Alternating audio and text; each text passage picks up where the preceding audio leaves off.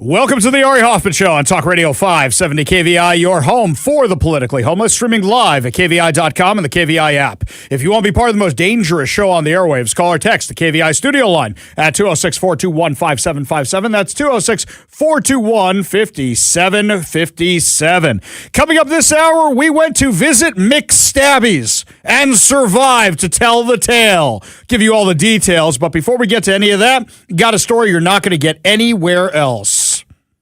Talk Radio 570 KVI, an Ari Hoffman Show exclusive.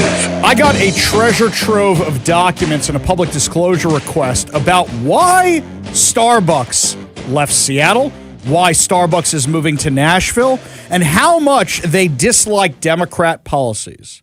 Now, before you go down that rabbit hole of, well, Starbucks, they're so woke, everything they said in these documents is everything we've all been experiencing. So as we say all the time, a Democrat is just a conservative who hasn't been mugged yet. And that's basically what's in these documents. But before I tell you what's in these specific documents, because they're new ones, they're not the ones we discussed yesterday, there were some social media posts yesterday from Turd Ferguson.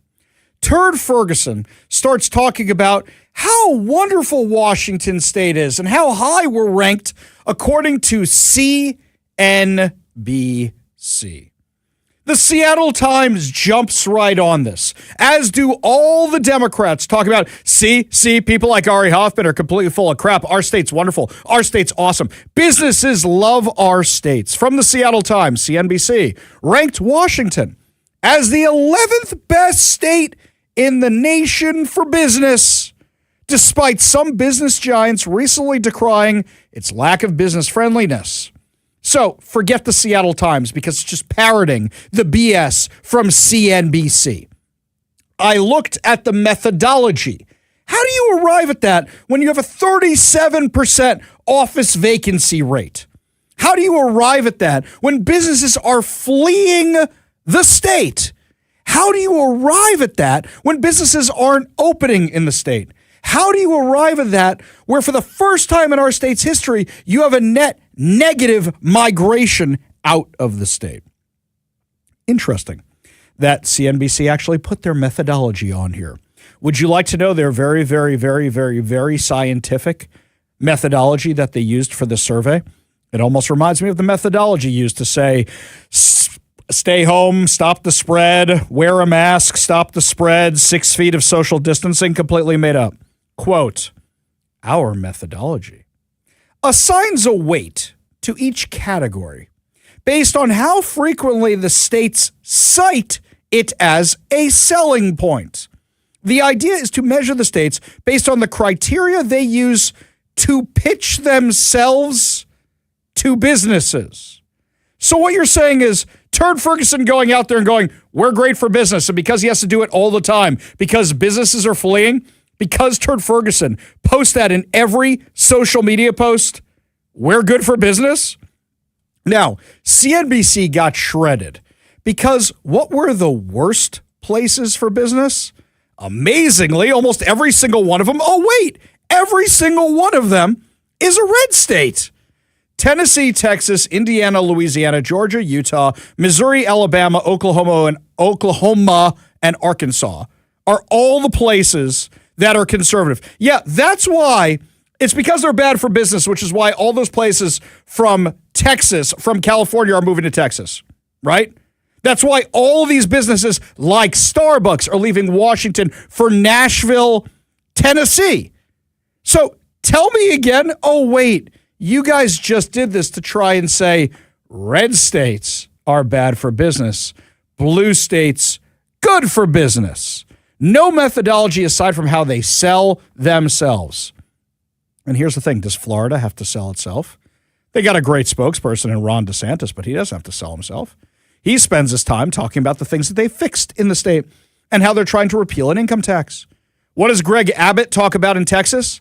How they are making sure that the border is secure, and how they are getting rid of terrorists, and how they are deporting illegal aliens, and how they are getting rid of human smugglers and drug runners. They don't have to spend the time talking about how great Texas is. People know how great Texas is. So you're telling me that because Turd Ferguson posts a video like this, we're ranked highly? Hey everybody, Bob Ferguson, Governor of Washington State here with some good news. CNBC does an annual ranking of the best or worst states to do business in the United States. Last year, my first year as governor, we ranked 14th. The rankings just came out. We moved up 3 spots to number 11. So we're making progress in our path to make Washington the absolute best state to do business. Next year, we're going to crack that top 10. We're on our way to number 1. Appreciate all the partnership we have to make Washington literally the best place to do business anywhere in the United States. Woo! Best place to do business. I assume that's why Starbucks is leaving. I assume that's why so many other companies left, because we're the best place to do business, right? So what was in these documents that we got a hold of? Turns out, after Starbucks announced that they were expanding to Nashville and not expanding here in Washington, Turd Ferguson freaked out. Absolutely freaked out because he knew how bad this was going to be. And we got a hold of the documents of him setting up a meeting with Starbucks to try and convince them, quote, why Washington? All right, this is too insane. So they set up a meeting on April 15th, tax day. Isn't that ironic? They set up a meeting on tax day for Turd Ferguson to go to the Starbucks headquarters in Seattle. Ferguson was expected to meet with the CEO and the executive vice president for a 45-minute visit that included a guided coffee tasting, followed by a sit-down discussion. You know what's interesting about the guided coffee tasting? You know, you used to have the Starbucks Reserve in the basement, but it closed because nobody works down there anymore. And because nobody went there anymore, you could have taken them to the Reserve and just done it right there. But instead, you got to do it upstairs in the offices because, unfortunately, you know, the business closed because nobody works down there anymore. During the briefing that they prepared for Ferguson, so we got this when we had the documents about the Sonics return. Remember this? So Ferguson was calling the commissioner of the NBA, and his staff drafts up this document for him. So they drafted up a document for him. They knew Starbucks was likely to raise uncomfortable questions about the direction of Washington. The meeting summary warned that Starbucks would likely bring up the firm's restructuring, aka laying people off and moving to Nashville, Washington's business environment, and the recent acquisition of the Nashville office building. The stated goal for Ferguson was even more revealing. The meeting was described as a, quote, key opportunity to make a case for why Washington, and to gather information to inform your future strategy, navigating the firm's continued corporate and retail presence. Translation: we're going to tell him why these taxes are good for him. And we're going to tell Starbucks about, well, how can we convince you to stay? That's what it was. So, in other words, after years of Democratic tax hikes, crime, homelessness, and deteriorating business climate, Ferguson's office was trying to convince one of Seattle's most iconic companies to stay invested in the state. The briefing came less than a year after Starbucks sent Ferguson a May 16, 2025 letter, which we got a copy of, urging him to veto SB 5814 and House Bill 2081, warning that the taxes would create unintended long-term economic consequences that will disproportionately impact Washington-based businesses. Starbucks specifically warned that taxing staffing, IT, security, and advertising functions based out of its local headquarters would dramatically increase costs, put the company at a competitive disadvantage to companies based in other states. They warned that the new B&O surcharge would make it more difficult for us to make vital investments in Washington. Ferguson ignored the warning. And by the time Ferguson prepared to meet with Starbucks in April of this year, the damage was already done. According to the governor's own briefing documents, Starbucks was navigating, quote, and this is his office. This is Turd Ferguson's office. Quote, significant labor restructuring and Washington state presence matters. The document said the company's 2 recent rounds of corporate and retail layoffs affected over 1,300 Washington workers. It also noted that 31 Washington locations had been permanently closed, including the Seattle Reserve Roastery on Capitol Hill, and that Starbucks had filed a new notice on April 2nd disclosing 5 additional store closures affecting 69 employees. 4 of those 5 stores were unionized. The document also stated that since 2023, Starbucks headquarters employment had dropped more than 25%, from roughly 3,700 workers to 2,800 workers. At the same time, Seattle-Nashville expansion was moving forward. Ferguson's briefing said reports from March 2026 indicated that Starbucks was opening a 250,000 square foot office space in Nashville, estimated to support up to 2,000 workers. So what was this meeting? Pretty please don't leave. I'm going to tell you how awesome these taxes are and why you should pay them. The company said jobs tied to direct and indirect sourcing would be relocated to Tennessee, though exact numbers were not disclosed. So Ferguson's office is acknowledging everything we found out. Starbucks also maintained that Seattle remains our North American and global support headquarters, which nobody believes. And if you've driven by recently, you can see how few people are working in that building. Ferguson's own staff acknowledged the obvious question, quote, the Nashville acquisition and continued Washington layoffs and closures continue to raise public questions about whether the company is gradually shifting its center of gravity. Translation. We think they're moving the entire company out of Washington. We need to convince them to stay. This is bad politically. This is bad for our taxes. This is bad for everything. Oh, please, oh, God, convince them to stay. And you send in Turd Ferguson? Not exactly known as a good salesman. What a beta. Public safety was also expected to be a major issue, and here's my favorite one. Apparently in February, one of these executives was at an event with Ferguson, and he had raised, ready for this, quote, public safety concerns near the Starbucks headquarters as a top concern. Okay, who here has been to the Starbucks corporate headquarters? Anybody know where it is here? I'm raising my hand for those of you who can't see on the video stream. Kevin's raising his hand because he had to stay out there with me for hours and hours. One, there used to be a whole bunch of restaurants in that area for all the workers. Whole bunch of them are gone. Used to be a whole bunch of stores in that area. Whole bunch of them are gone. Used to be a lot of stores in the bottom of that Starbucks because it's got office on top of retail. All those stores are gone. Now, I know one of them was an Office Max, but let's not forget there was also an Amazon grocery store. Now they're talking about putting data centers in there because there's no foot traffic. Also, you know what's across the street? Home Depot. And that Home Depot has so many cops because there is so much theft at that location. They have one of the towers that looks like a guard tower in the parking lot. There's homeless everywhere and illegal aliens waiting outside the Home Depot. You know what used to be in the Starbucks headquarters building? Macy's. A Starbucks. Oh, there used to be that too. That's right. They closed the Starbucks also. When we were there doing the show, people were walking from that building down the street to a Starbucks. Because there wasn't one in the building Because there wasn't one in the building anymore. Yes. In fact, I don't think they were carrying Starbucks back. I think they were carrying something else. It didn't look like Starbucks. It didn't look like Starbucks to me. It looked like something else they got locally. So even them Starbucks people can't get Starbucks at their Starbucks location anymore. Can't even do that. We thought it was bad here, but no, it's worse over there. So wait, you're telling me that Starbucks was dealing with the same crime that the rest of us deal with here in Washington? And before all of you say, good, they deserve it, do you remember what Howard Schultz said not too long ago? This was 3-4 years ago.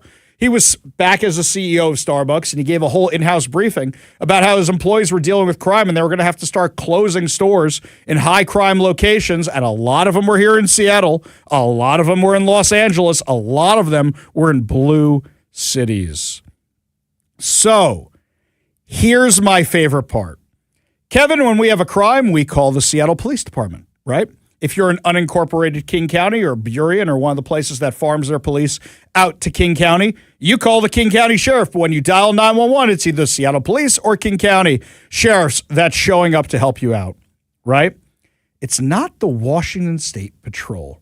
They have other jobs.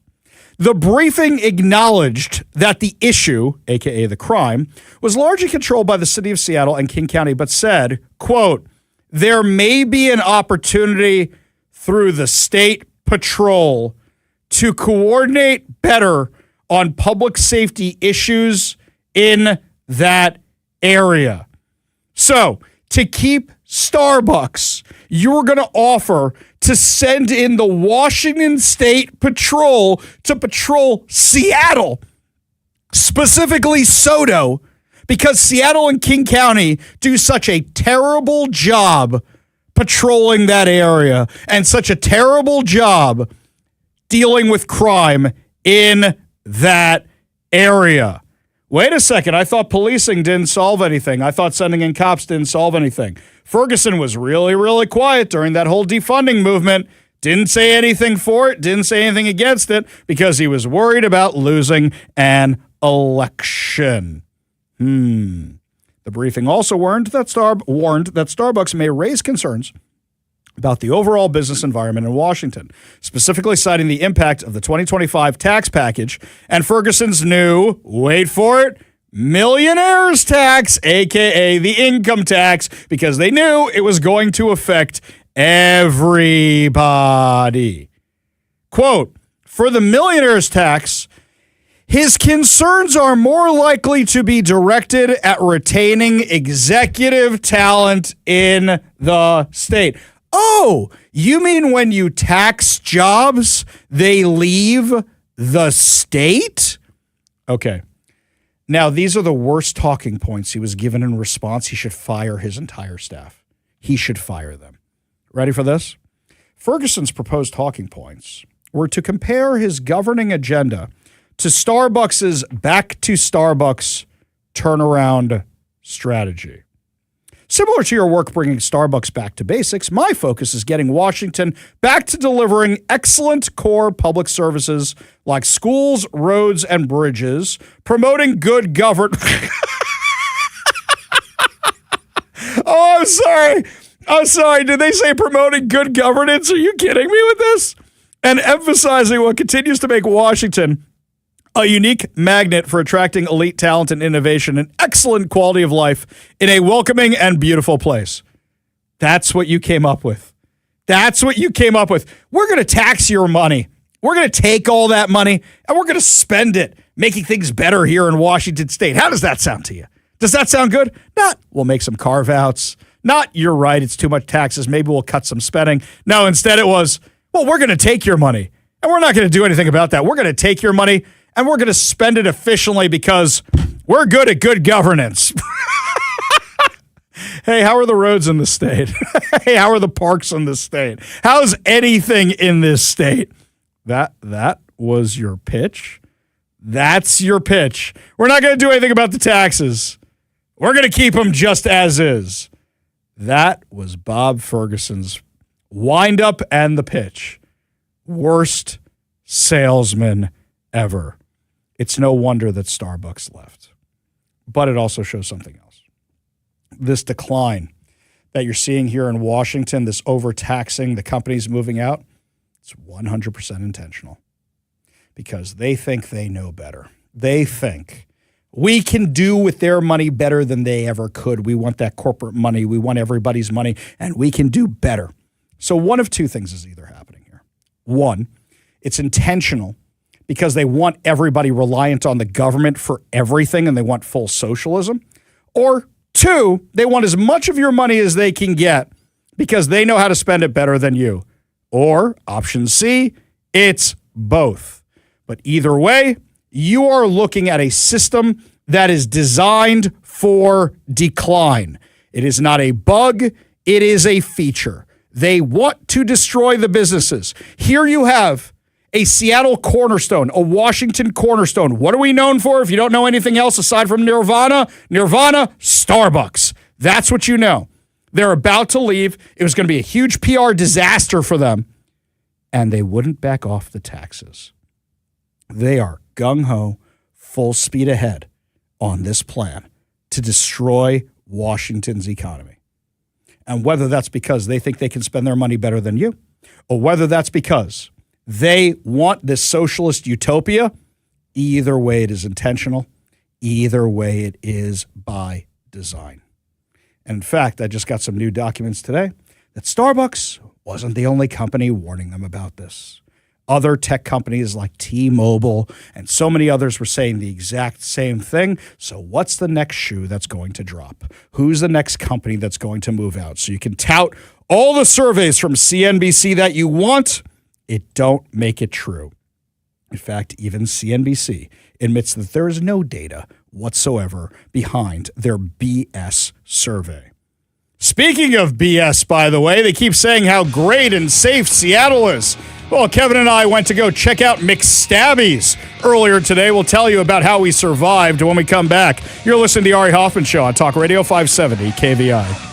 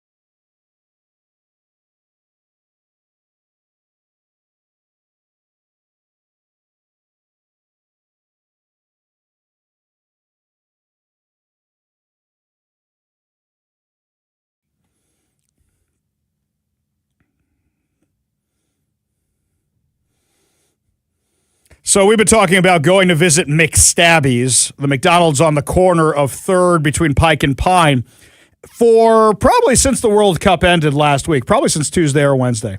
Carol, every single day, texts in to see if we actually went to McStabby's, keeping us honest there, Carol. Thank you.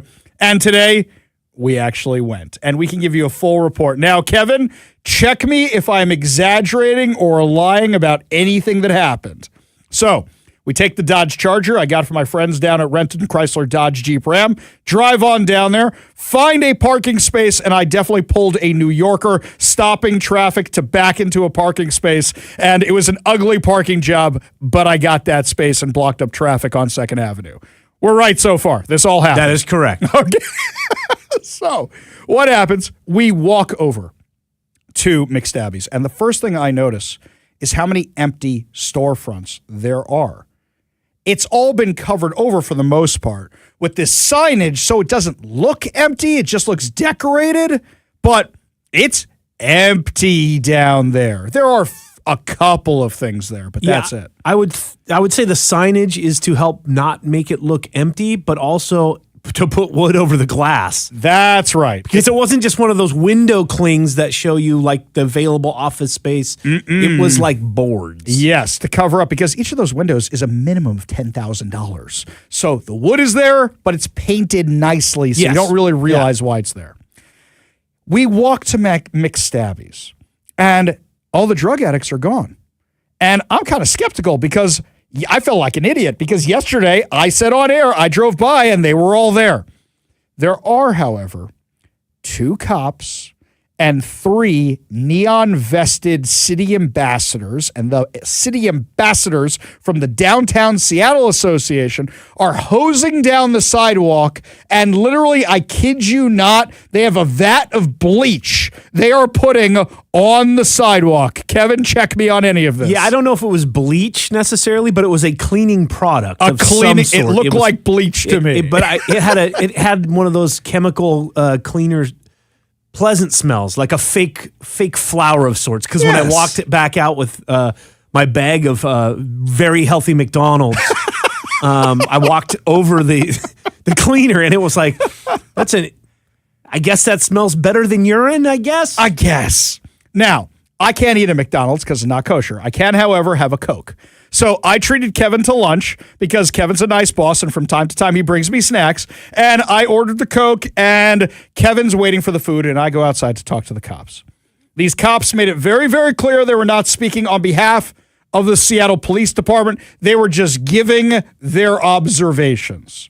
And what they observed was 3 times a day, they clear that corner. Every few hours, they come out in the daylight and clear that corner. And the cleaning crew comes with them to clear the corner. In fact, there was an unsheltered individual who was making himself at home in one of the abandoned doorways next to the McDonald's. And they're like, no, we got to go clear that guy out. And what they also told me was that if you come at night, it looks the way you come to expect it to look. Now, going into the McStabby's itself was fascinating. There was nothing happy about the Happy Meals in this. This was the most run-down, decrepit-looking Starbucks I have ever seen. It's not a Starbucks. Starbucks. I got Starbucks. It's a McDonald's. But yeah. I was telling you that it's common now to have some of these where you come in and all you do is there's like a kiosk to order from. Oh, sure. Right? But this one yeah. was like the most blank, like wooden walls, like I guess Formica fake wood walls. Yeah. Very little windows, and 2 machines that you could come up to and touch screen order your stuff. Yes. An area where you could order through like a bank teller window. Yes. And then a pickup window right next to it. That's it in the room. It's tile floor, blank wooden walls, and 2 of those machines and 2 of the area to pick up and order. What did we walk past to get into the McDonald's? We walked past a security guard. So you've got the 2 cops. Yes. You've got the armed security guard and 1 McDonald's employee who's at the kiosks and the ones behind the windows. Yep. The bank teller, where if you're at Western Union or a bank, or a casino, it makes sense. Yeah. But you're at a McDonald's. Yeah. Now, something else. The hours on the door. Correct. That place closes at 5. 5 p.m. during the week. 5 o'clock, which means they know what happens when the sun goes down in the winter. They don't want to be there at all, and they get gone with the quickness. So is McStabby's open? Is the lobby open? Yeah, but is that going to be your top choice of McDonald's locations? Probably not. And if you go at the wrong time of day, you're going to have the riffraff that usually are outside that location. Now, keep in mind, there isn't many choices downtown for fast service, fast food like that. There used to be a Wendy's down there. There used to be a Burger King. There used to be a McDonald's, all within that area. And I think that McDonald's is the only one that has survived. And depending on what's going on, what time of year it is, because I was thinking it was a nice day when we were down there. And there was tourists everywhere. And I was like, okay, when that all goes away, when the clouds come in, the rain comes in, the tourists go away. Yeah. I bet you anything that lobby gets shut down. Also, where are you going to go to get McDonald's in the downtown-ish area? You can't go and get fast food pretty much anywhere in the downtown Well, area. hang on. Where you're going to go, and it's not technically downtown, but where's a tourist going to go or anybody else? They're going to go the one across from the Space Needle at Como Plaza. Yeah, if it's convenient for you, Sure. right? But why else would they be on that side of town? That's for the working stiffs, right? Who want a quick lunch or something on the go. And there's not that many working stiffs around. Now, mind you, there was a line, and it was towards the end of the lunch rush when we went down there. But the fact that 2 cops, 3 Seattle ambassadors, and 1 security guard are down there, yeah, they know what's in that area, and they have to clear it every 3 hours. That's not dealing with the problem. That's bailing water from a sinking ship, especially with all the closed stores and locations around it. So is the lobby open? Sure. Is the lobby going to be open past Labor Day? Unlikely. And was it worth going down there to get my wannabe Chick-fil-A McCrispy that I ended up getting? No, it is not. So it was as unremarkable as McDonald's always is. As it always is. So even though I crave for it because I can't have it. Because it's chemically the smell is chemically made to make every human go, man, I really want that. And then when you have it, you're like, man, it smelled way better than it tastes. Yeah, so I guess I wasn't missing out on much. So, Carol, that is what McStabby's is like. Now you have the full report of what it's like in downtown Seattle after the World Cup is over. When we come back, my friends, speaking of crime, Marco Rubio says the U.S. ain't going to listen to the International Criminal Court. Doesn't say anything about that in our Constitution. We'll tell you what he said to the rest of the world in the UN when we come back. You're listening to the Ari Hoffman Show on Talk Radio 570 KVI.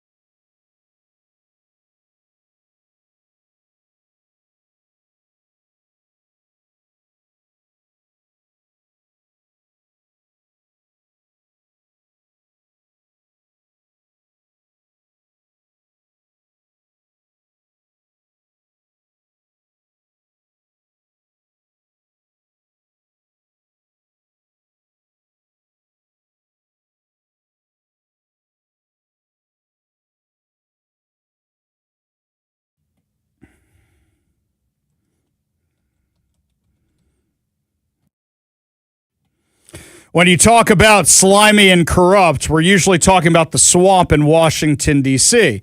Except today we're talking about the International Criminal Court at The Hague, which is partially a product of the United Nations and a tool for political nonsense and retribution to target whoever they want. In fact, we know what we always say about the UN around here, right? You will never find a more wretched hive of scum and villainy. We must be cautious. So the International Criminal Court, basically what they are used for is countries to say, we don't like what America's doing, we don't like what Israel's doing. That is basically all the ICC does all day long. Talk about how much they love terrorist groups and how they're going to take down America and Israel on behalf of some terrorist organization. So yesterday, the State Department makes a big announcement. We're not going to play your stupid little games anymore. Marco Rubio, his Department of State, tweets out the following: America never agreed to a world tribunal that can override our own courts and the Constitution. Because what's happening is more and more countries are trying to make Donald Trump play by their rules by taking us to the International Criminal Court. Oh, they're contributing to climate change. Oh, they're being awful because they won't let illegal aliens into their country. Oh, they're awful because they're taking out Iran's nuclear weapons. Spare me. Spare me your nonsense. So Marco Rubio does a whole op-ed in the Wall Street Journal about why we're doing this. And this one right here is great. This little excerpt from it. Perhaps more polite and compliant nations would make their peace with that arrangement.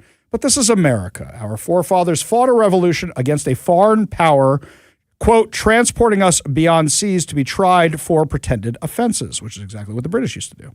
Independence is our birthright. We don't intend to trade it for rule by a self-appointed priesthood of, quote, unquote, international law, because they don't follow their own laws. Now you're going to make up this international law BS, try and make us Americans live under your rules? No, absolutely not. According to the State Department, today, Secretary of State Marco Rubio announced a sweeping campaign to dismantle the threat posed by the International Criminal Court to U.S. sovereignty. Because guess what, guys? We pay for all this. Why should we keep paying for a court that keeps coming after us that has no bearing on American law? The campaign will feature a whole-of-government response to systematically disable the ICC's ability to operate, target American servicemen or officials, or otherwise threaten American sovereignty.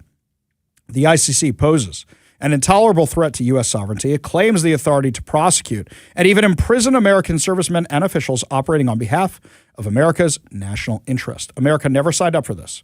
And all American presidents since the ICC's ratification have maintained that the ICC does not have jurisdiction over Americans. The ICC previously opened an investigation into U.S. servicemen and intelligence officers and has since refused to close these cases. The ICC, so you know what that means? If you're one of these service members, you can't go to other countries because you're worried about getting arrested by the ICC. I don't know why you would want to leave America anyway.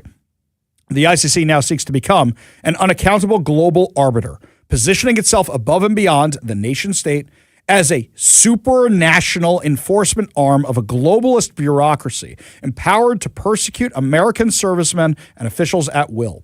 No diplomatic option will be off limits in the campaign to dismantle the threat posed by the ICC to Americans.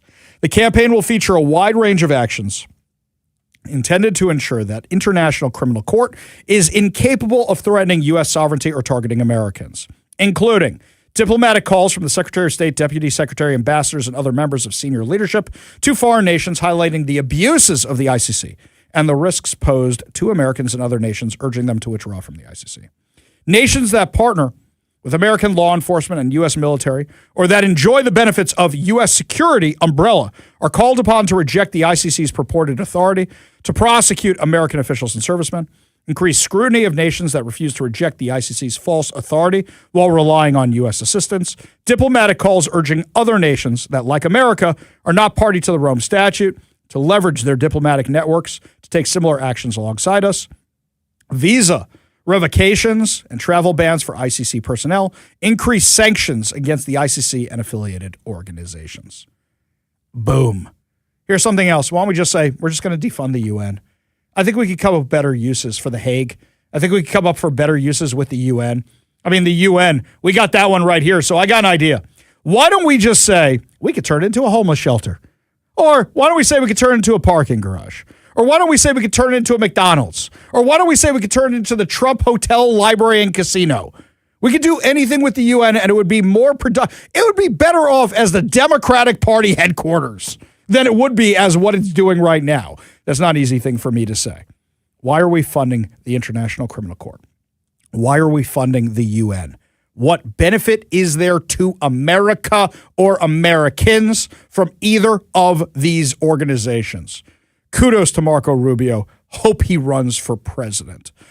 Up next, my friends, if you think DEI is dead, it most certainly is not. And a hearing in Congress today showed what will happen if the Democrats win back Congress. It's scary. It's horrifying. It's woke insanity. We'll have that insane audio for you when we come back. You're listening to the Ari Hoffman Show on Talk Radio 570 KVI.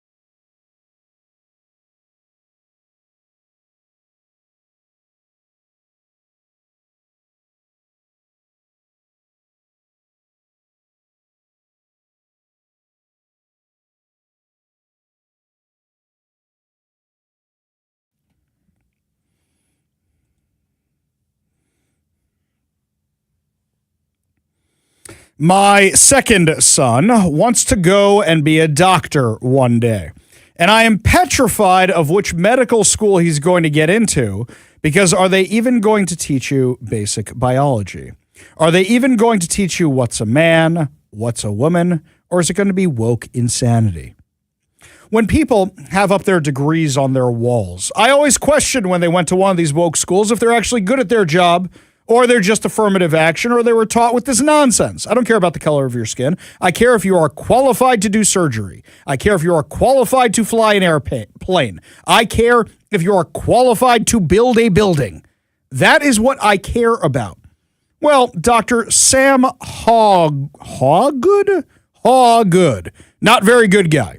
This guy is the chancellor of the University of California, San Francisco. And he was testifying in Congress today because Congress is looking into this DEI insanity that is in college campuses. And for those of you who think Donald Trump killed it and went away, no, my friends. This is a little taste of what you can expect if the Democrats win back the House, win back the Senate, win back the White House. Give a listen. Dr. Haygood, UCSF's classroom guide titled Framework for Gender and Sex Concepts in Teaching advises against using the term pregnant women. Instead, it says to use pregnant people. Who are pregnant people compared to pregnant women? Just curious.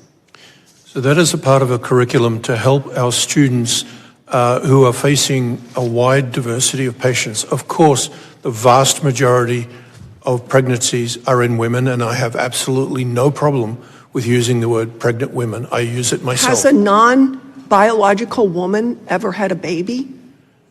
A transgender person can. That's not a biological woman. Has a non-biological woman ever had a baby? I would reiterate, we take care of transgender patients. Okay, let's stop right there. A man cannot get pregnant. That movie with Arnold Schwarzenegger was stupid.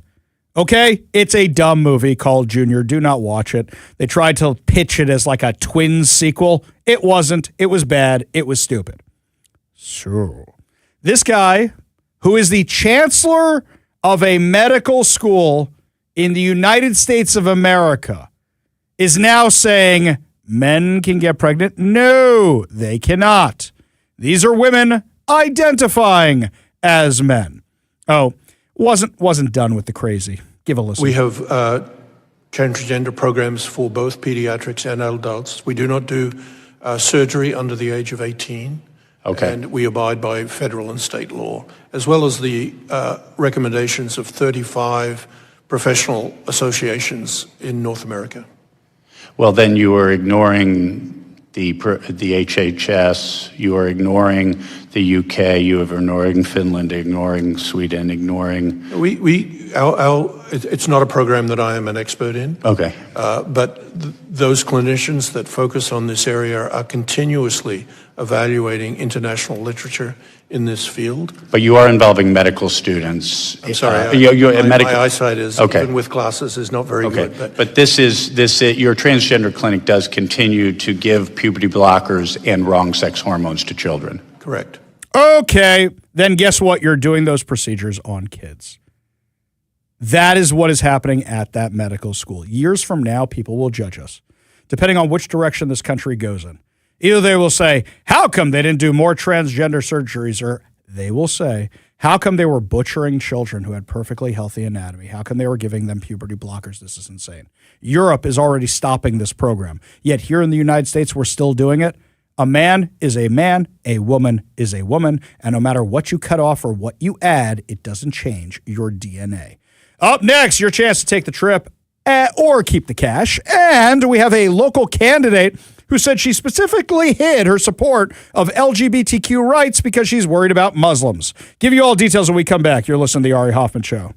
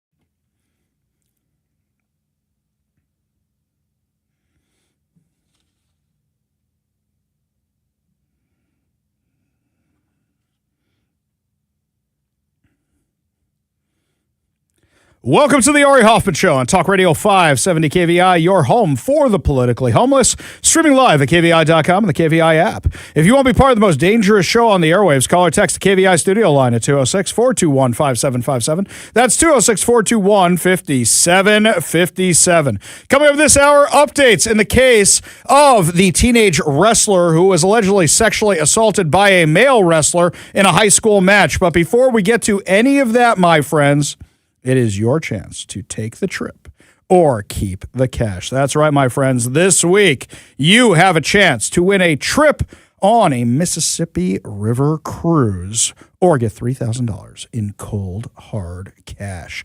All you have to do is text the word I give you to the number I give you. Do not text your name. Do not text your address. Do not text your phone number. Do not text, "Hey, Ari, you are the most handsome radio host in the world." Even though it's true, don't text it or you won't have a chance to win these fantabulous prizes. Today's word is mud. As in, at the bottom of the Mississippi River, there is mud. As in, lining the banks of the Mississippi River, there is mud.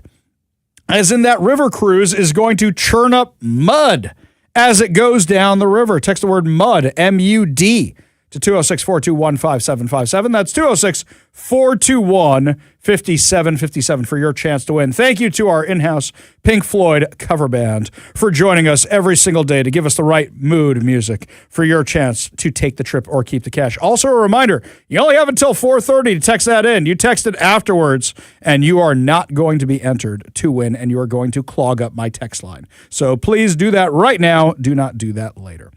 Switching gears, do you remember the name Melissa Chowdhury? Now that's a name I've not heard in a long time. A long time. Melissa Chowdhury is running for Congress against a Democrat, Adam Smith. Melissa Chowdhury is one of the Hamasniks who supported the insanity out at University of Washington, and she is married to a guy who is a serial fraudster. Well, she did an interview with The Stranger. I don't normally quote The Stranger, the far left rag here in Seattle, but this was too good not to, because it really revealed everything about the Democrat Party and what's going on with the DSA and these far left activists. I have said for a very, very long time now that what's happening is these far left socialist, communist Marxists know that people will vote blue no matter who. And if they get the endorsement of the Democrat Party, they will get those votes. So what they have done is they have infiltrated local Democratic parties. So this district Democrats and that district Democrats, they take it over. They give a Democratic endorsement to these lunatics, and then they get them elected. So basically what they're doing is they're pulling a Buffalo Bill or a Hannibal Lecter. You pick which one. It's the same movie, Silence of the Lambs. They're either trying to build a skin suit, sew a skin suit out of the Democratic Party, like Buffalo Bill. It puts the lotion in the basket. It does it whenever it's told. It puts the lotion in the basket. It does it or it gets the hose again. Right? That's what they're doing. Or, 30-year-old spoiler alert, they are what Hannibal Lecter does to escape, and wearing that dude's face as a mask to pretend to be the cop to escape the jail. Sorry for the spoiler alert. Kiddos, do not watch that movie. It's terrifying. It's terrifying. I love it. I think it's great. I don't like the middle one. I don't like Hannibal. But I like the Red Dragon and I like the Silence of the Lambs. That's just me. I didn't like the TV show either. Okay. That's my movie review for the day of a 30-year-old movie. Basically, that's what the Democrats are doing. They are the Democratic Socialists. They are pretending to be Democrats so they can get elected. And they target these off-year elections. They target these small races. Now, I noticed that part of the DSA's platform is abolish the Senate. And one of their reasons they give for abolishing the Senate is it's a whole bunch of elitist white people. It's a whole bunch of elites running the Senate. They aren't in the House of Representatives also? Last time I checked, Nancy Pelosi, one of the most loaded ones, and she's in the House of Representatives. Why the Senate? Because it is very hard for them to win these statewide elections. Because a lot of these blue states are actually blue cities, like Seattle, surrounded by a red state, like Washington. But unfortunately, there's more people who live in that blue city, and they control the red state, like Washington, like New York, like some other places as well. Well, Melissa Chowdhury gave away the game in this discussion with the stranger. So she admitted that the reason that she is not talking about how she supports LGBTQ rights, LGBTQ issues, is she was concerned about how Muslim voters would react.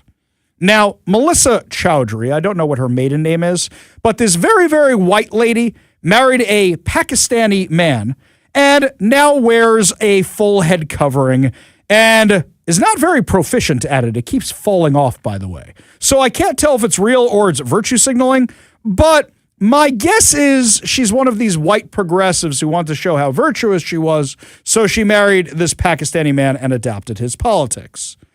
The controversy has prompted calls from the Washington Stonewall Democrats and even one of Chowdhury's own Democratic endorsers to reconsider their support while raising questions about honesty, political strategy, and the direction of her campaign. Here's what happened. She was doing an endorsement interview with the stranger, with their election control board. Having done these before, I will tell you what it is like. They basically get the editorial staff of the stranger together, and they have a debate between the candidates. Who's sitting next to Melissa Chowdhury during this debate? Let's see, it's Adam Smith. He's not there. I don't believe he was at this thing. And Shama Sawant, the Marxist, the former Seattle City Council member who brought you very, very popular programs, such as taxing Amazon, which caused Amazon to leave Seattle for Bellevue, such as the higher minimum wage, $15 minimum wage, which caused lots of restaurants to close, less hours for a lot of workers. So while she's there, the stranger asked her why her campaign website contained no mention of LGBTQ rights, despite her professed support for them. Chowdhury acknowledged she was, quote, careful about her Muslim constituents because a lot of Muslims do not feel that way, unfortunately. Now, we've discussed the LGBTQ, the queers for Hamas. We have, and how it's like chickens for KFC. We have discussed this at great lengths. But basically, she's giving it away, and she's saying, well, there's a lot of people in the Muslim world who don't really agree with this, so I'm not going to put it on my website, or I might alienate them, and they're not going to vote for me. Number one, a lot of not-so-observant Muslims out there who don't care and are going to vote for the Democrat. Number two, a lot of very observant Democrats, Muslims out there, who are going to vote for you anyway because they know somebody like you is going to do whatever they want. But, once again, wearing that skin suit so they can get elected. She told the endorsement committee, which previously backed her for a 2024 run, that she supports LGBTQ protections in housing, employment, healthcare, and justice, but admitted she deliberately omitted those positions from her public campaign platform in an effort to avoid alienating portions of her Muslim voter base. Can I ask a question? What protections in housing, employment, healthcare, and justice do members of the LGBTQ community not have right now? If you have an issue, take it to the Civil Rights Department, file a civil rights claim. You will likely win, especially in a place in Seattle. What protections do they not have? Now, here's my favorite thing. In one of these, you are 100% on the record. You are talking to a media outlet for their endorsement. And during the same meeting, Chowdhury attempted to make what she believed was an off-the-record disclosure. She said, I don't want you to publish this, before explaining that if elected to Congress as a Democrat, she intended to become the first Green Party member of Congress that would switch parties while I'm in office. So you're admitting that you're using the Democrat Party to get elected and that you're actually a member of the Green Party. But once again, you're pulling a Buffalo Bill or a Hannibal Lecter because you know it will win you the votes of the Democratic voters who don't bother to do their research and just vote blue no matter who. Now, to the stranger's credit, They immediately reminded her that the interview was being conducted entirely on the record, adding, if there's something you don't want said, don't say it at the meeting. She's literally sitting next to Shama Sawant while this is going on. Andrew Ashiofu, who is, I believe, chair of Seattle's LGBTQ rights committee or something like that, but he's also chair of the Washington Stonewall Democrats, and that's an LGBTQ advocacy organization within the Democratic Party, called on Democratic organizations to reconsider their support for Chowdhury. Quote, as chair of the Washington State Stonewall Democrats, I want to speak plainly about what we expect from anyone seeking support in Washington's 9th Congressional District. Honesty, transparency, and an unwavering commitment to LGBTQ plus rights. He criticized her admission that she intended to switch to the Green Party after being elected as a Democrat and her request that the information not be made public. He said Democratic voters deserve the truth, not concealment. Endorsing bodies deserve respect, not attempts to manipulate their process. Now, I got a lot of issues with this guy, Andrew Ashifu. In fact, I think he celebrated the death of Charlie Kirk, and he's a pretty awful human being. But he's not wrong here. If you're running as a Democrat, you should be a Democrat. You going to call out anybody else? Any of these other DSA members? You going to call out Shama Sawant? He also condemned Chowdhury's admission that she intentionally omitted LGBTQ protections from her campaign platform because she was careful about her Muslim constituents. Now, this guy, who advocates for LGBTQ plus rights, is saying LGBTQ plus rights are not optional. Our community is not expendable. They are foundational to any candidate seeking Democratic support because those are his issues. Now, I will ask this dude, how do you feel about Hamas? How do you feel about Israel? How do you feel about freeing Palestine? And I'm sure we'll get an entertaining answer because this guy probably has no idea what he's talking about. But he urged Democratic organizations to revisit their endorsements. Quote, when new information reveals misalignment with those principles, it is appropriate for organizations to revisit their decisions and reaffirm their commitment to integrity. The 33rd Legislative District Democrats, one of the few Democratic organizations to endorse Chowdhury, also publicly questioned whether she had been honest with Democratic voters. Chair Jackie Boschk said the executive board was concerned that Chowdhury has not denied that she would consider changing her political party affiliation after winning as a Democrat with our support. She said, quote, our bylaws allow us to endorse any candidate who shares our progressive values, and we have done so when a candidate has honestly shared their party position. So her dishonesty undermines our Democratic Party beliefs. She added the more alarming matter is her initial unwillingness to state her support for the LGBTQIA plus community. To support them as a marginalized community, we need leaders who will stand up and actively defend those who are facing daily attacks for being their authentic selves. Interesting. You endorsed a woman whose entire platform is about how Israel is evil and pro-Hamas. You endorsed this woman.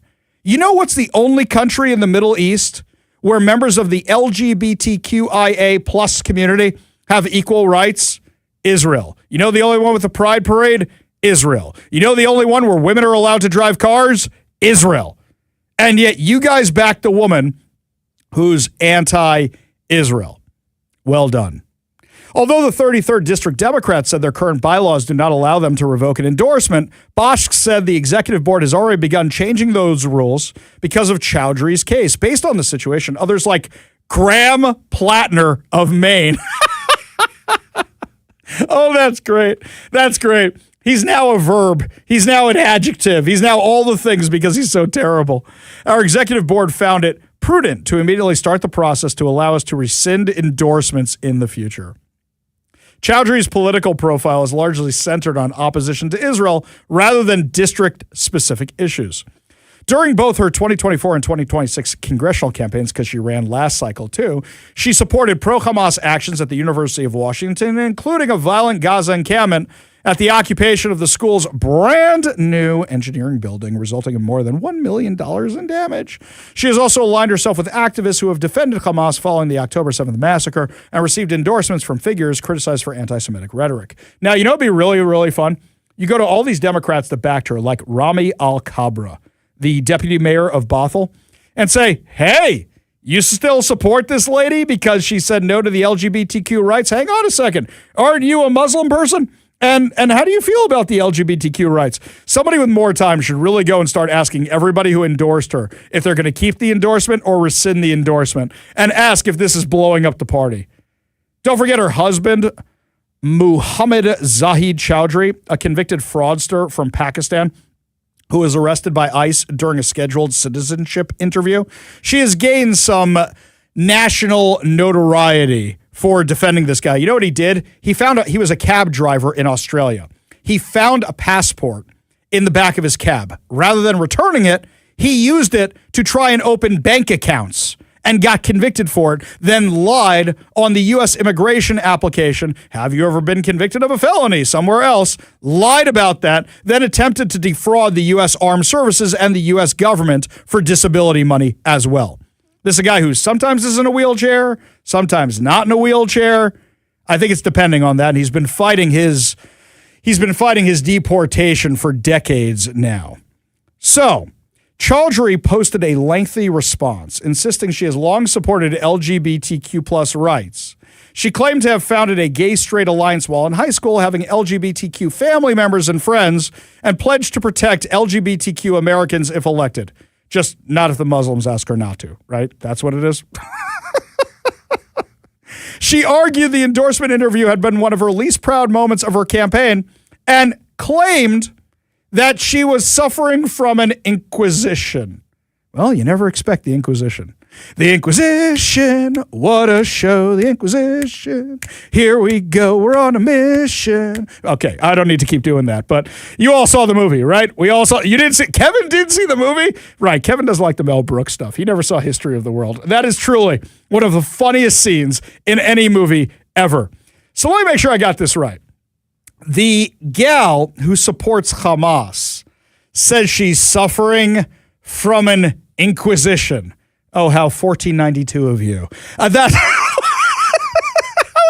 She says she's suffering from an inquisition. You cannot make this stuff up. You cannot make this stuff up. You just can't. But it really tears the mask off all these DSA and far left extremists who know that they're using the Democrat Party to get elected. And the Democrat Party is so worried about losing their own power, they're too stupid to kick these guys out. They should just say what is going on, say our party's being taken over by a bunch of radical jihadis, but they won't do it because they're afraid of the monsters they created. Like Shama Sawant.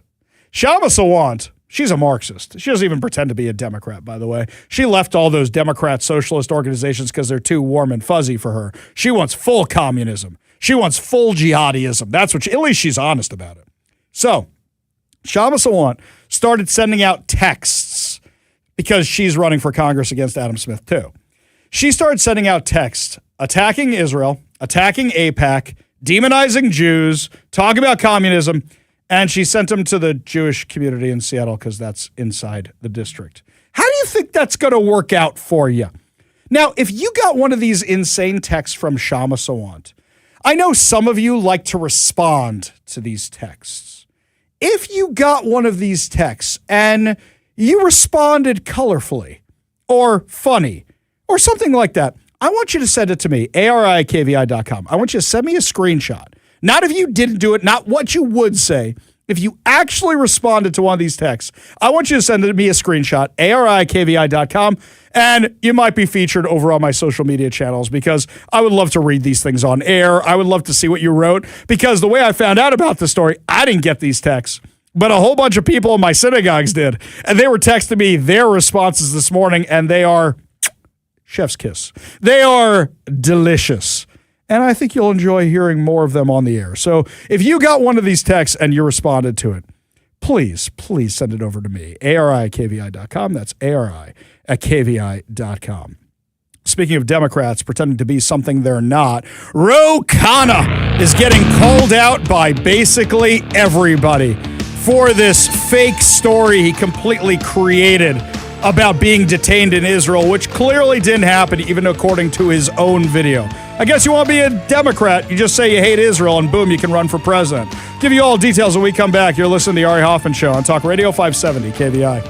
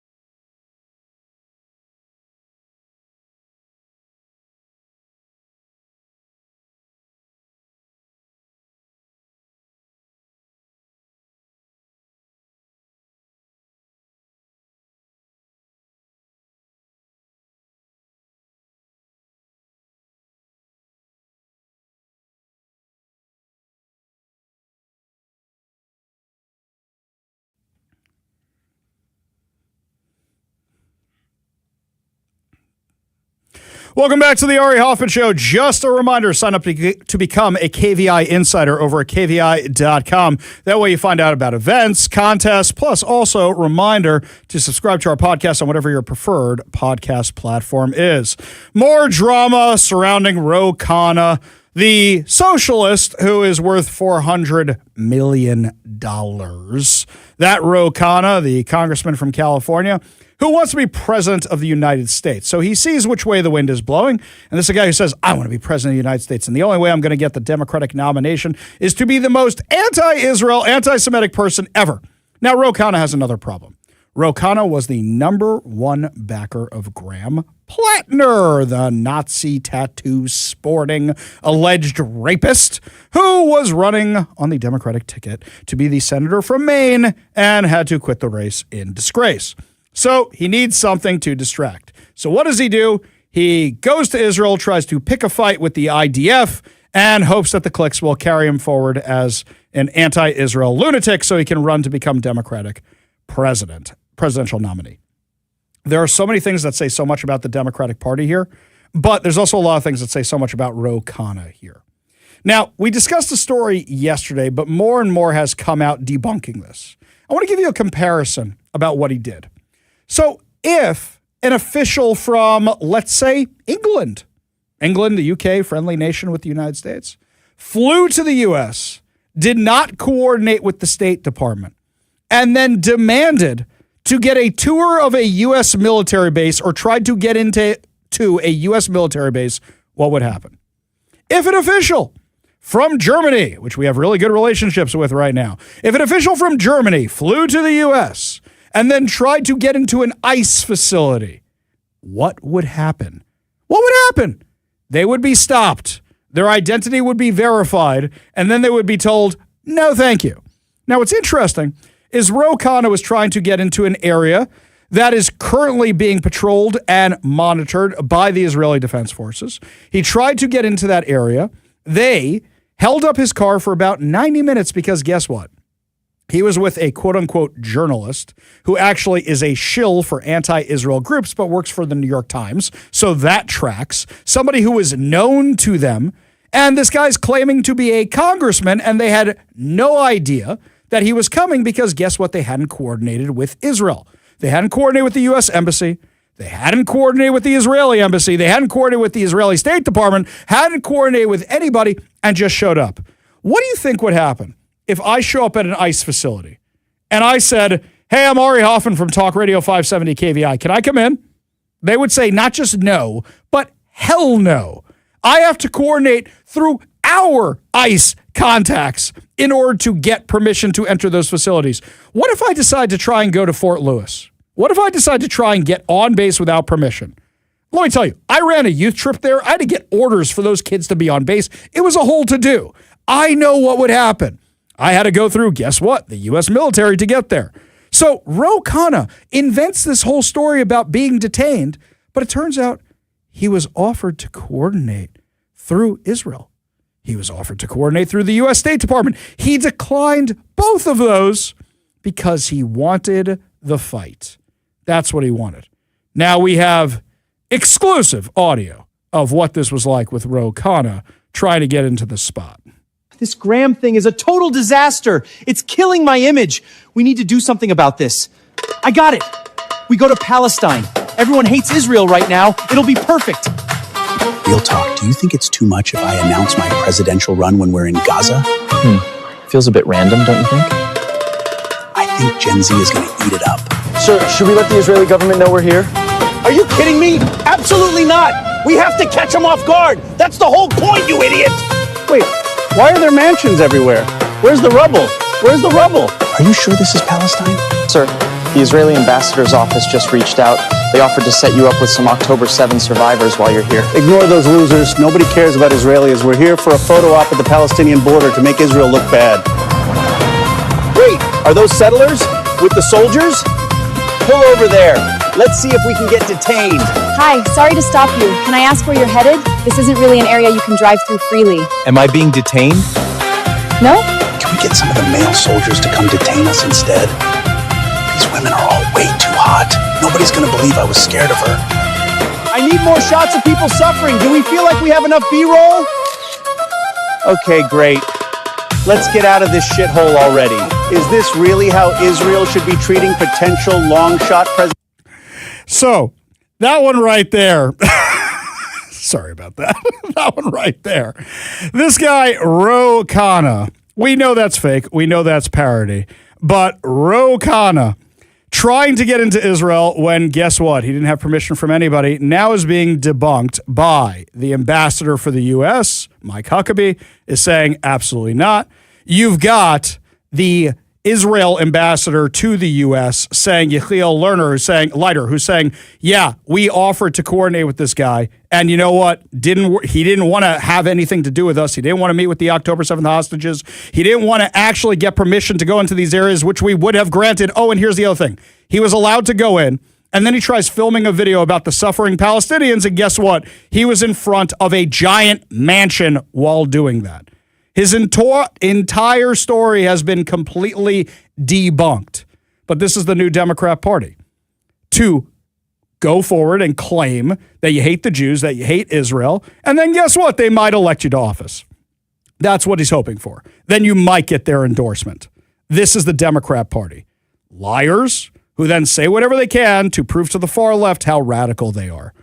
When we come back, my friends, you know that case about that girl wrestler that we've been covering, the teenage girl wrestler, who's actually suing Washington for the fact that she got assaulted by a male while she was wrestling? We've got some updates on the case when we come back. You're listening to the Ari Hoffman Show on Talk Radio 570 KVI.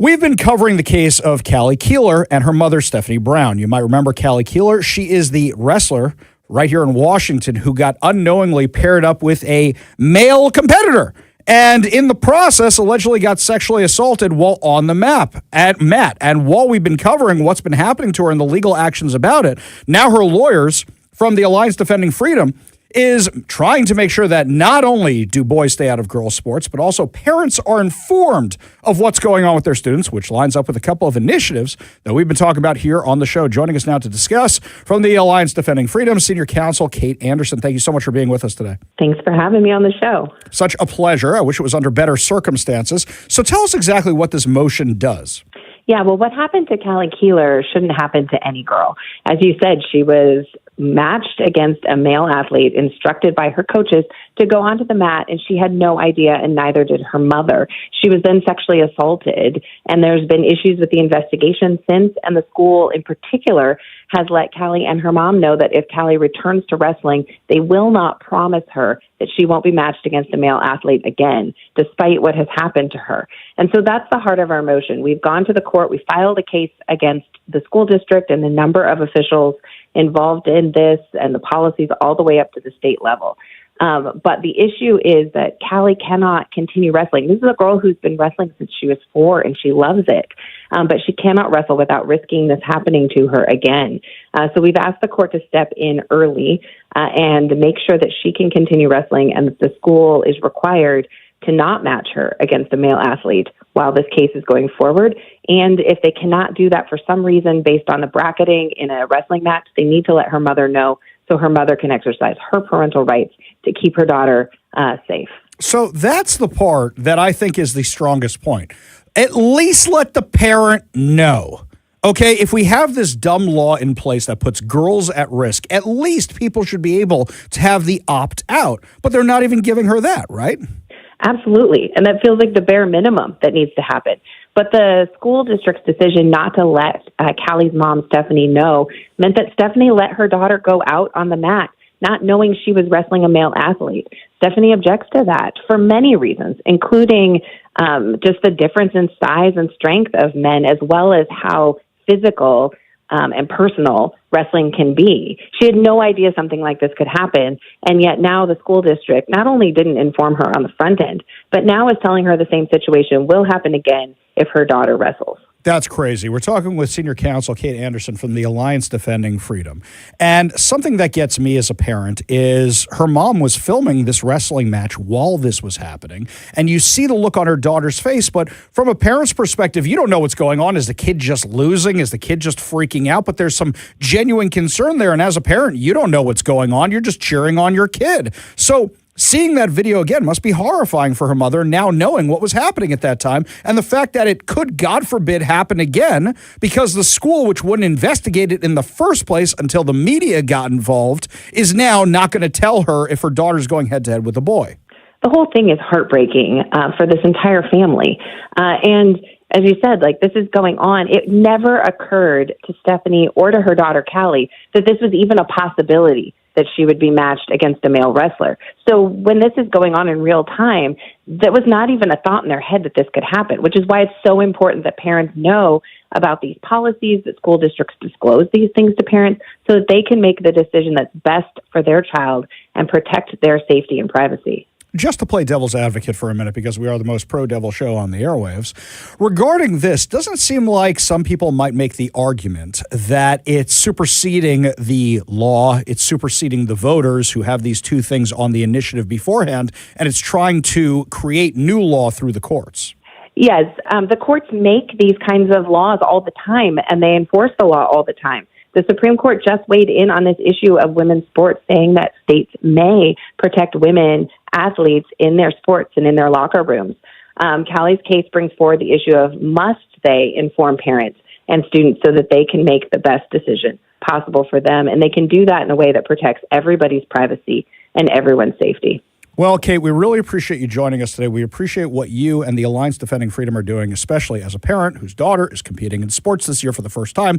I'm freaking out a little bit because she competes in Washington State, and I'm a little concerned about who she might be going against. So I really hope you guys win this motion. I really hope you guys win this case, and we are definitely pulling for you, and you have hundreds of thousands of Washingtonians behind you. Thank you so much. Really appreciate you joining us today. That's Kate Anderson from the Alliance Defending Freedom. We got a whole lot more to discuss as the show continues. You're listening to the Ari Hoffman Show on Talk Radio 570 KVI.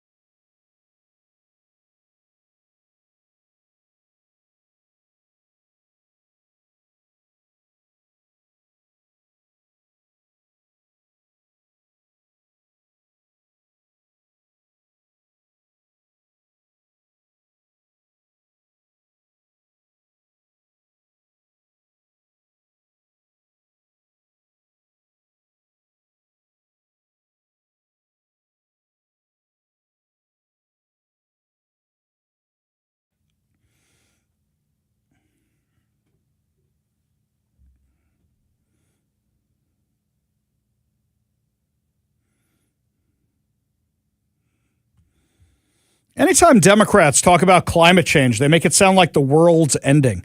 How much of this nonsense has been debunked already? But don't worry, you give us enough of your tax money, everything's going to be perfectly fine. You'll feel fine. You'll feel good about yourself, as a matter of fact. Well, Governor Bob Ferguson... Yeah, it's not my name. All right, Turd Ferguson. ...decided to give a little announcement the other day about how our state is doing with regard to the battle against climate change. Inspiring words. Truly inspiring words. I want you to listen to them right now. In the face of, a federal government that just seems hell-bent on rolling back every ounce of progress we have made over the years on addressing climate, and then going even further in reverse from there.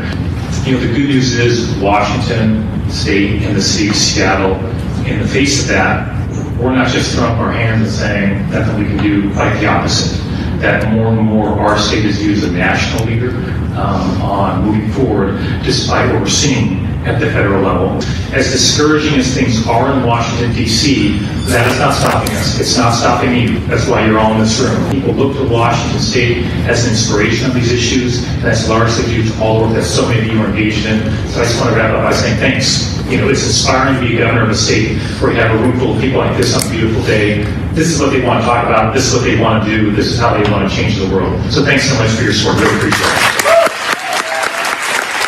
it. Woo! Woo! Where's the data that proves any of that? Where is the data that proves anything he just said? In fact, the data shows the complete opposite. The data, wait a minute. I don't have the data. They won't release the data. They actually pulled it from their websites because that just ain't true at all. We know that our friends over at the Washington Policy Center have been trying to get the data for ages from them, and they won't give it up. They will not give it up. So what are we talking about here? Oh, and by the way, all you guys have done is made gas more expensive. So you could pay for ridiculous projects that don't actually do anything to combat climate change. What was it? Like 90% of the money in the billions of dollars you've gotten out of us in higher gas fees, higher utility fees, all that is just going to nonprofits, to people like Reuben Carlisle to manage or tell them how to get grants from the Climate Commitment Act, and not actually doing anything to address climate change. Nothing at all. So the whole thing was a grift? The whole thing was a grift? Yes, the whole thing was a grift. And now you're out there celebrating it. Cool. Where's the evidence? Show me the data. You say we're a leader on combating climate change? Where's the data? Seriously, show it to me. Hey, it's hazy outside today. Must be climate change. It's a little hazy. I'm having trouble seeing some of the mountains. It's a little too hazy. Must be climate change. It's snowing today. Climate change. Oh, it's hot today. Climate change. Oh, what's going on the East Coast? Climate change because it's so hot. Or maybe it's just weather. Where's your actual data? Speaking of dangerous gas, by the way, sorry to get a little graphic on this one. Have you guys heard about the diarrhea-causing parasite? Have you heard about this coast to coast? I shouldn't be laughing about it. But people apparently have this parasite that's causing them to run to the bathroom every few minutes because, well, it's basically messing with your guts. And now people are wondering where it's coming from. And now, I kid you not, they think it's coming from Taco Bell. I'm sorry. Look, I don't eat the food because it's not kosher, but look, we all know the reputation that Taco Bell had before all this. What do you think this is going to do for the sale of tacos and burritos over there? Federal and state health officials are looking into whether Taco Bell restaurants may have played a role in a major cyclospora outbreak as investigators examine lettuce and other salad ingredients as a possible source of contamination. Two sources familiar with the investigation told the Washington Post that agencies are reviewing whether Taco Bell's locations could be connected to the spread of cyclosporiasis, a gastrointestinal illness caused by a microscopic parasite. Yo quiero Taco Bell. The Michigan Department of Health and Human Services said Monday that the lettuce And salad greens are currently considered a possible source of the outbreak. The investigation comes as health officials track a surge in these cases across the United States. Michigan has reported more than 2,600 cases, making it, the largest outbreak of the parasite in the state's history and one of the biggest in the country in recent years. According to the Associated Press, signs posted at some Detroit area Taco Bell restaurants recently said certain ingredients, including lettuce, the onions, the cilantro onions, pico de gallo, and guacamole were unavailable due to a national recall. I got a question. Why are you blaming Taco Bell as opposed to whoever supplied Taco Bell with the ingredients? Because odds are they supplied other people with those ingredients too, right? That's what I heard the first time when this came out, was that Taco Bell was just preemptively not serving, and I believe the term was their fresh products. Isn't everything supposed to be fresh? No, that's Taco Time. This is Taco Bell. I see. So, and I was like, that's an interesting term because it sounded to me like the provider of the stuff was one of the ones that. That's what it sounds like. I mean, that must suck for Taco Bell because you're getting all your ingredients from this provider. This provider did the thing and you get stuck with it. But let me ask everybody a real question. Does Taco Bell not normally cause these problems? Yeah, I mean, here's the thing with Taco Bell as well. Of the things at Taco Bell to give you explosive diarrhea, the last thing on your mind would be the actual vegetables that are there. I mean, I know it's a common thing that like lettuce in mass-produced lettuce is a problem. Like, yes, you really have to thoroughly clean that stuff. Yes. Whenever someone gets sick, it's usually like, well, I had some salad there. So, well, that's what happened to me in Mexico. I went to Mexico, couldn't eat most of the food. Me and my wife didn't think it through. And guess what? We ate most of the veggies and we came back and let's just say we were a lot lighter. That was the best weight loss program ever. Not pleasant. Would not recommend. But yeah. But you got invented foods at Taco Bell that's like the quesarito. And you're like, that's probably doing more than diarrhea. It's probably, it's just so fascinating, the stuff they come up with. Yes, and probably gutting out your insides. Not good for you, not actual food. When we come back, final hour free for all. You want to tell us what you think about Taco Bell, but also we're going to tell you about Turd Ferguson and how he claims businesses are doing great here even as they're fleeing the state. Give you all details when we come back. You're listening to the Ari Hoffman Show on Talk Radio 570 KVI.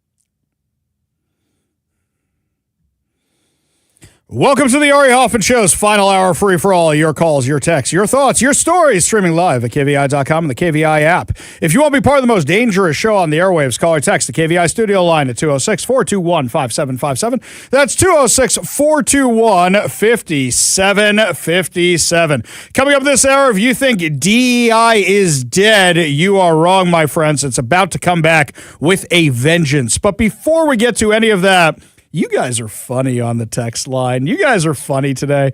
Our last story talking about the explosive diarrhea out of Taco Bell. And then I said we were going to do a story about Turd Ferguson. Paul says, a turd story is a great segue out of Taco Bell. Okay. He also says Taco Bell, run to the toilet. The old commercials used to say run to the border. Toilet seemed appropriate right now. Old joke. Anyway. Switching gears over to our friend, the governor, Bob Ferguson. Yeah, it's not my name. All right, Turd Ferguson. So, Turd Ferguson is talking about how great our business climate is. Can we analyze this for a second? You have a 37% office vacancy rate in downtown Seattle.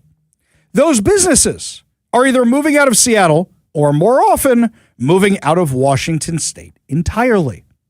That is the highest office vacancy rate in the U.S., and it is increasing. So how can you possibly claim that we have a good business environment? Your tax revenues are down. We don't even know how bad it is yet because we don't know how many businesses have left yet, but your tax revenue is down, and you are claiming it's fine. Turd Ferguson is like the little dog in the meme where it's sitting at the table and the room is around them on fire. It's fine. Everything's fine. That's Turd Ferguson. Well, what is he basing this on? He is basing this on a CNBC poll, the CNBC study. I'm not even going to call it a study, a survey. I'm just going to call it a story because it is completely made up. CNBC did this thing talking about the best business climates and the worst business climates in major states and cities. And the funny thing about this is that, what do you know? Every single red state is a bad business climate, and every single blue state is a great business climate. Even though we know that the wealth exodus from New York City is so bad that they are down at least $11 billion in tax revenue. You're going to tell me New York is doing just fine? They say Texas is terrible. Texas is so bad. Meanwhile, a whole bunch of companies are fleeing California and going to Texas. If you remember that map we used to share and that study we used to share, where did everybody from California go during COVID? They didn't go to Florida. They went two places. They went to Austin, Texas, and they went to Seattle, Washington. Those are the biggest places where they went to. 1 million Californians came here. They came here because they still want to be in a blue state, and now a whole bunch of them are fleeing this blue state. Ironically, some of them are going back to San Francisco because at least San Francisco elected a common sense mayor who is turning around the city slowly turning around the city. Here we're doubling down on crazy. The people who are more conservative went to Texas, so the people who are more business friendly went to Texas. So what is Turd Ferguson actually talking about? He's talking about the study on CNBC. Now, CNBC admits that this study is not based on data. What is it actually based on? How much you sell your own state. So because Turd Ferguson and others go out there talking about how great Seattle is all time and how great Washington is all time, they give them a higher ranking. Forget the fact that you have a 37% office vacancy rate. Forget the fact that you just lost a major corporation like Starbucks and you're losing more than that. That didn't stop Turd Ferguson from parroting these lies over on social media. Hey everybody, Bob Ferguson, governor of Washington State here with some good news. CNBC does an annual ranking of the best or worst states to do business in the United States. Last year, my first year as governor, we ranked 14th. The rankings just came out. We moved up 3 spots to number 11. So we're making progress in our path to make Washington the absolute best state to do business. Next year, we're going to crack that top 10. We're on our way to number 1. Appreciate all the partnership we have to make Washington literally the best place to do business anywhere in the United States. What a laughing stock. What an absolute laughing stock. CNBC is, Bob Ferguson is for parroting that. Anybody with half a brain is going to look at that and say, with a 37% office vacancy rate, there is no way you're a great state to do business. With a place like Starbucks leaving, you are not a great place to do business. Well, now Howard Schultz, the founder of Starbucks, the former CEO, wrote a new op-ed in the Wall Street Journal talking about how bad the business climate is. So this is a guy who wants to be a Democratic presidential candidate. This is a guy who supported every Democrat cause, and he is calling out the canary in the coal mine, Washington State, for bad Democratic policies. He is calling it out for how bad it is for business. Schultz was talking about Stoke Space, which is a rocket startup in Kent that is, he said he's not even sure they're going to stay here, just like how Starbucks isn't going to stay here. He's talking about how Washington was once the place where you wanted to create a business, and now everybody's leaving. Quote, Washington used to be a favored destination for entrepreneurs because state leaders understood the vital role businesses play in creating jobs and sustaining a tax base that enables government to operate. He says, nope, it's out. He says because of all the taxes, like the income tax, corporate leaders and small entrepreneurs are concerned about anti-business statements and tax proposals of Seattle's new inept mayor, socialist Katie Wilson. He added the state's education system is failing to deliver graduates ready to work in manufacturing, aerospace, and technology businesses that will help reindustrialize the U.S. He says it requires a fairer tax system that doesn't penalize entrepreneurs while handing out benefits to big tech. So he's still advocating for taxes. He just says you've gone too far in these taxes. So Bob Ferguson is literally saying, well, everything's fine, everything's great. It's not. There's a new poll out on Como News. Now, with regards to Como polls, you can be from anywhere. You don't have to be from Washington State. They're not scientific. You just click it. But normally, there's not this big of a disparity. It says, how would you vote on an initiative to repeal Washington State's millionaire's tax? Would you vote to revoke? Would you vote to keep the tax? Or you need more information? 93% of respondents said they would vote to revoke the state's millionaire tax because everybody knows it's actually an income tax and everybody knows it's coming for them.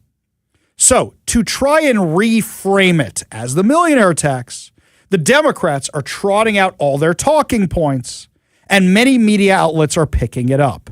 What story was this poll in? Well, one from Como News, which is parroting the false talking points of Democrats like Turd Ferguson. According to Como News, opponents of repealing the millionaire's tax are launching their campaign Tuesday morning, backed by Governor Bob Ferguson and several unions. He says, I think most Washingtonians want to see the kind of tax reform that this initiative would threaten, said Washington House Majority Leader Joe Fitzgibbon. Was he drunk at the time? Because that's not the case, and we know he has a bit of a problem. The millionaire tax is a 99% personal income tax on anyone or household earning more than $1 million each year. The law takes effect in 2028. So then why'd you sign it as an emergency? If it doesn't take effect for many years, why'd you put it into law as an emergency, stopping people from doing a referendum? Oh, because it's easier to repeal your tax that way? Even before the law was signed by Governor Bob Ferguson, staunch opposers are ready to take it on. Founder of Let's Go Washington and friend of the show, Brian Haywood, said, it's a destructive thing for the state. Everything's not going to collapse tomorrow. It will be this slow, steady pain. Exactly. Haywood launched the campaign to repeal the millionaire's tax soon after it was signed by the governor. The group turned in more than 511,000 signatures on July 2nd to qualify for the November ballot.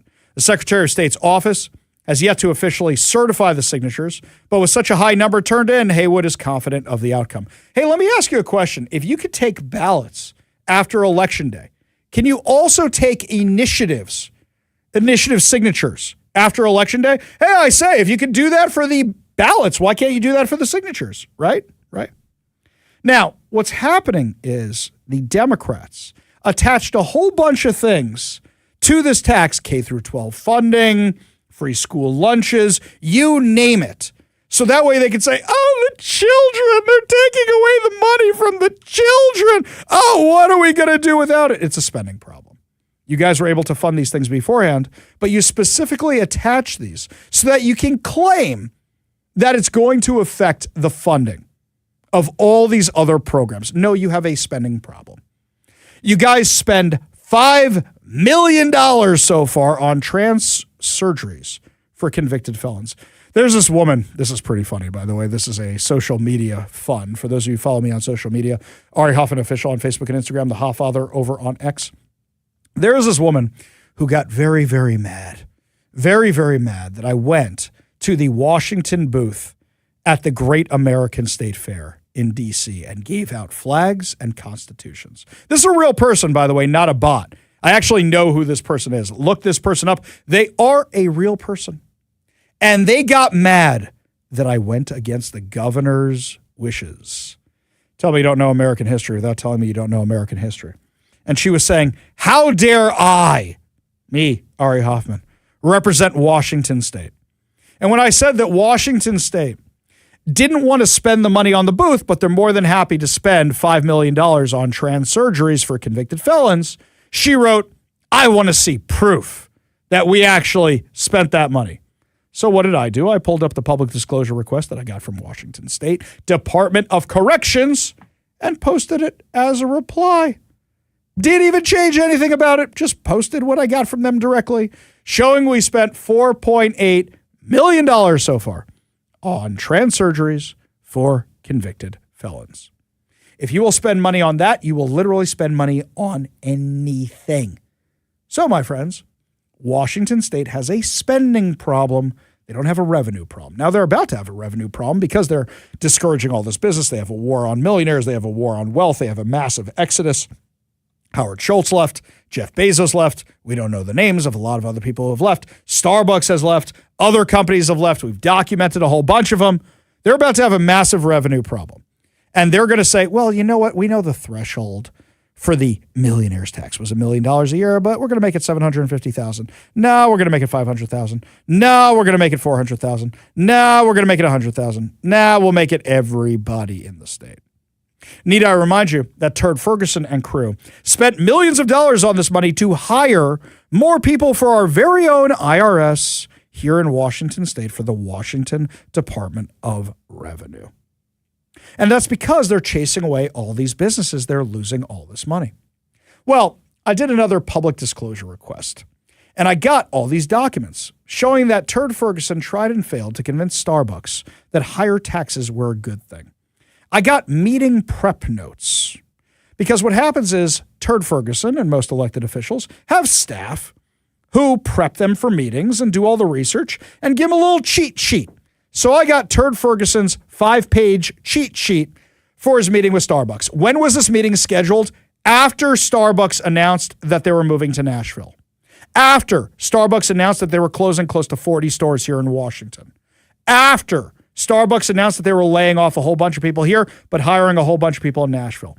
After, a year after, Starbucks had sent Turd Ferguson a letter saying, if you do all these taxes last time, during his largest tax increase in Washington State history, this was a year before the income tax. If you do this, it will hurt our business. We won't be as competitive. After they sent that letter, Bob Ferguson went, oh crap, they're leaving. What do we do? Quick, somebody set a meeting real fast. Somebody set a meeting as fast as you possibly can. So what did the notes say? The goal of the meeting was to make the case for, quote unquote, why Washington. Why you should stay, even though they had already made the announcement that they are investing $100 million in a 250,000 square foot space in Nashville to gather information to inform your future strategy, navigating the firm's continued corporate and retail presence, which is, oh crap, oh crap, oh crap, oh crap. What do we do? What do we do? What do we do? So apparently on February 5th, before they signed the income tax into law, during the Challenge Seattle dinner, Mr. Nicole, chairman and chief executive of Starbucks, brought up public safety concerns near the Starbucks headquarters as a top concern. Starbucks HQ, as many of you know, for the time being, is in Sodo, an area plagued by homeless, drug addict crime. It's across the street from a Home Depot, which literally has one of those SPD guard towers in the parking lot. So you got illegal aliens and you got homeless problems. Ferguson's office considered bringing in the Washington State Patrol to help, even though it was a King County and Seattle issue. According to the meeting prep, Mr. Nicole raised issues about the overall business environment in Washington, including the impacts of the 2025 revenue package and the millionaire's tax. In particular, he may raise concerns about the sales tax on additional services like advertising, the B&O tax surcharge on income over $250 million impacting the company. For the millionaire's tax, his concerns are more likely to be directed at retaining executive talent in the state. You know what I find funny about that? Do you guys remember when I got a hold of those documents for another meeting prep that Turd Ferguson did with the NBA? And I said in those documents, the NBA was concerned about the income tax affecting recruitment of players. Do you remember how the Seattle sports blogosphere got mad at me? How dare you, Ari? Other teams are in states with income tax, and that's not an issue. Remember what happened with John Schneider? John Schneider went on one of our local sports shows and said agents were calling him and telling him that he lost that advantage in negotiating, that we were losing our income, that we were getting an income tax. Literally said that. And it was in those meeting notes. And yet I was demonized by the sports community that I didn't know what I was talking about, even though these were documents from Ferguson's office. So you may keep the Seahawks in town, but I love that all these local stations are freaking out about the new ownership of the Seahawks. Are they going to stay? Are they going to move? Well, a business owner is going to look at the business climate and go, should we stay or should we go? Should we stay or should we go now? That's the new discussion that every single business has here in Washington.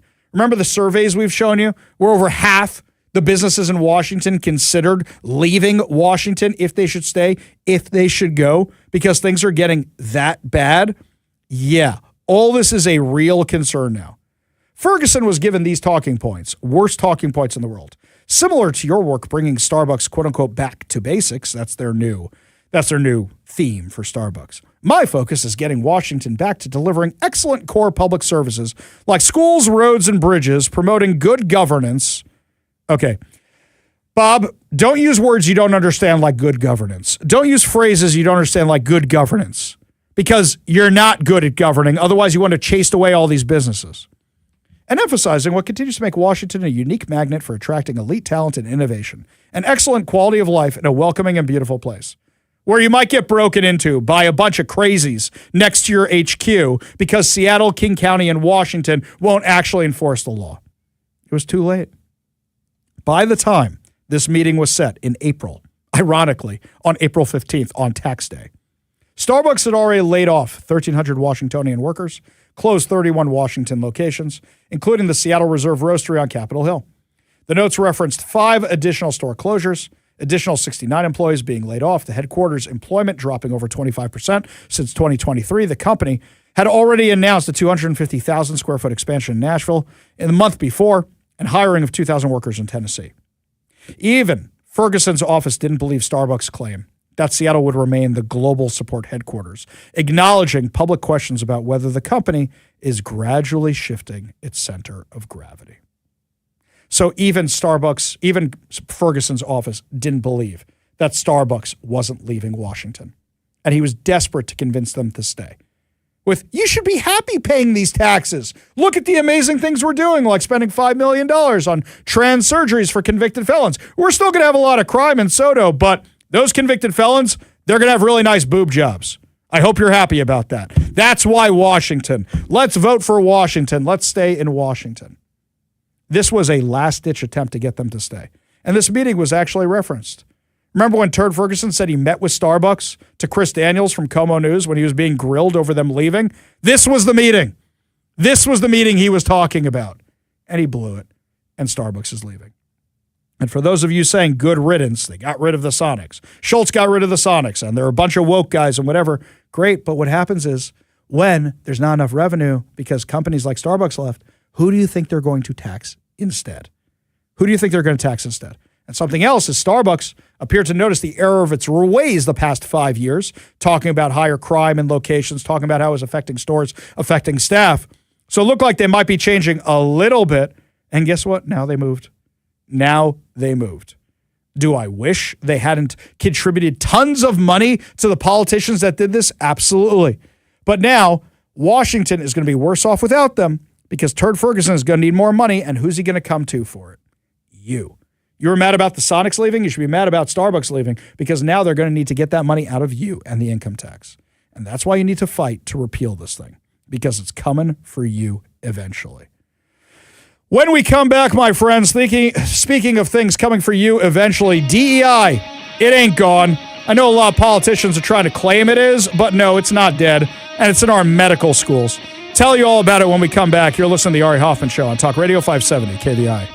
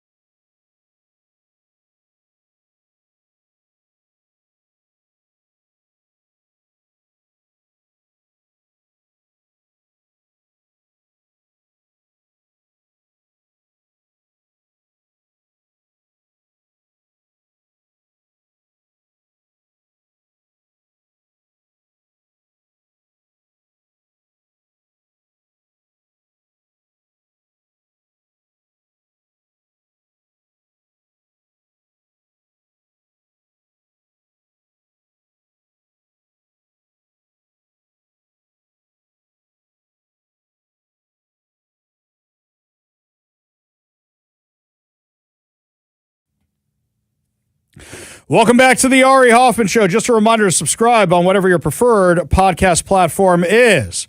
That way you never miss a minute of the show. Also, while you're there, rate and share so your friends know how awesome the show is. Well, today up on Capitol Hill was a warning sign of what's going to happen if the Democrats win the midterms. So, Sam Haygood, who is the chancellor of the University of California, San Francisco, was testifying on Capitol Hill. If you think DEI is gone, it is not, my friends. It is going to come back with a vengeance. This is the chancellor of a medical school. And this is how he's answering these questions. Dr. Haygood, UCSF's classroom guide titled Framework for Gender and Sex Concepts in Teaching advises against using the term pregnant women. Instead, it says to use pregnant people. Who are pregnant people compared to pregnant women? Just curious. So that is a part of a curriculum to help our students who are facing a wide diversity of patients. Of course, the vast majority of pregnancies are in women, and I have absolutely no problem with using the word pregnant women. I use it myself. Has a non-biological woman ever had a baby? A transgender person can. That's not a biological woman. Has a non-biological woman ever had a baby? I would No, reiterate, it's ridiculous. We take care of transgender patients. Doctor. Okay, so this is a word game at this point. All right, so you are affirming mental health issues. That's what it is. A man cannot have a baby. I don't care what Arnold Schwarzenegger does in movies. Just cannot happen. I'm really scared because my son wants to go to medical school. I'm worried about where he's going to get in. Or are they going to teach this craziness? Oh, he wasn't done yet, my friends. There was more to this craziness. We have transgender programs for both pediatrics and adults. We do not do surgery under the age of 18. Okay. And we abide by federal and state law, as well as the recommendations of 35 professional associations in North America. Well, then you are ignoring the HHS, you are ignoring the UK, you are ignoring Finland, ignoring Sweden, ignoring... It's not a program that I am an expert in. Okay. But those clinicians that focus on this area are continuously evaluating international literature in this field. But you are involving medical students. I'm sorry, my eyesight is, even with glasses, is not very good. But your transgender clinic does continue to give puberty blockers and wrong sex hormones to children. Correct. Oh, so they don't do the surgeries, but they're still giving them medication that can clinically neuter them. That's what you're doing, right? But that's different. That's totally different. This is insane. This is absolutely insane. Oh, we're not done yet. Democratic Representative Jahana Hayes was yelling at these deans. Now, mind you, they're repeating all her crazy talking points, but apparently they're not woke enough for her. I am incredibly disappointed that as academic deans, you could not immediately answer the question about teaching colonialism in healthcare. Teaching colonialism directly addresses the systemic roots of healthcare inequities. It exposes how historic power structures dictate who receives quality care. It's important for future doctors to have that education to recognize how that historic legacy promotes biases and negatively impairs outcomes. That's why you teach colonialism in healthcare.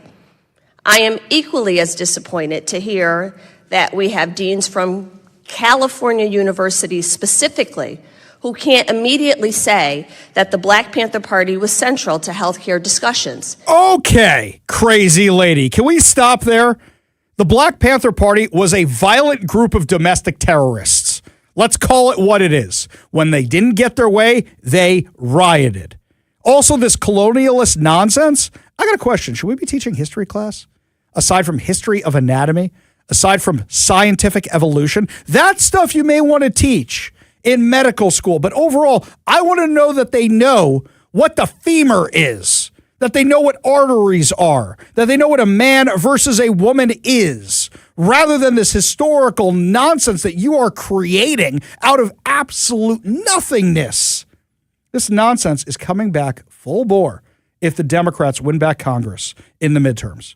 Just watch. Mark my words, that is what is going to happen. Oh, and by the way, as much as they claim to be so woke and so understanding, Democrats are among the most racist people. In fact, when we come back, we're going to tell you about the attacks on different minority groups, how they are ramping up in blue cities and blue states, even though they claim to be so tolerant. We'll tell you what's going on when we come back. You're listening to the Ari Hoffman Show on Talk Radio 570 KVI.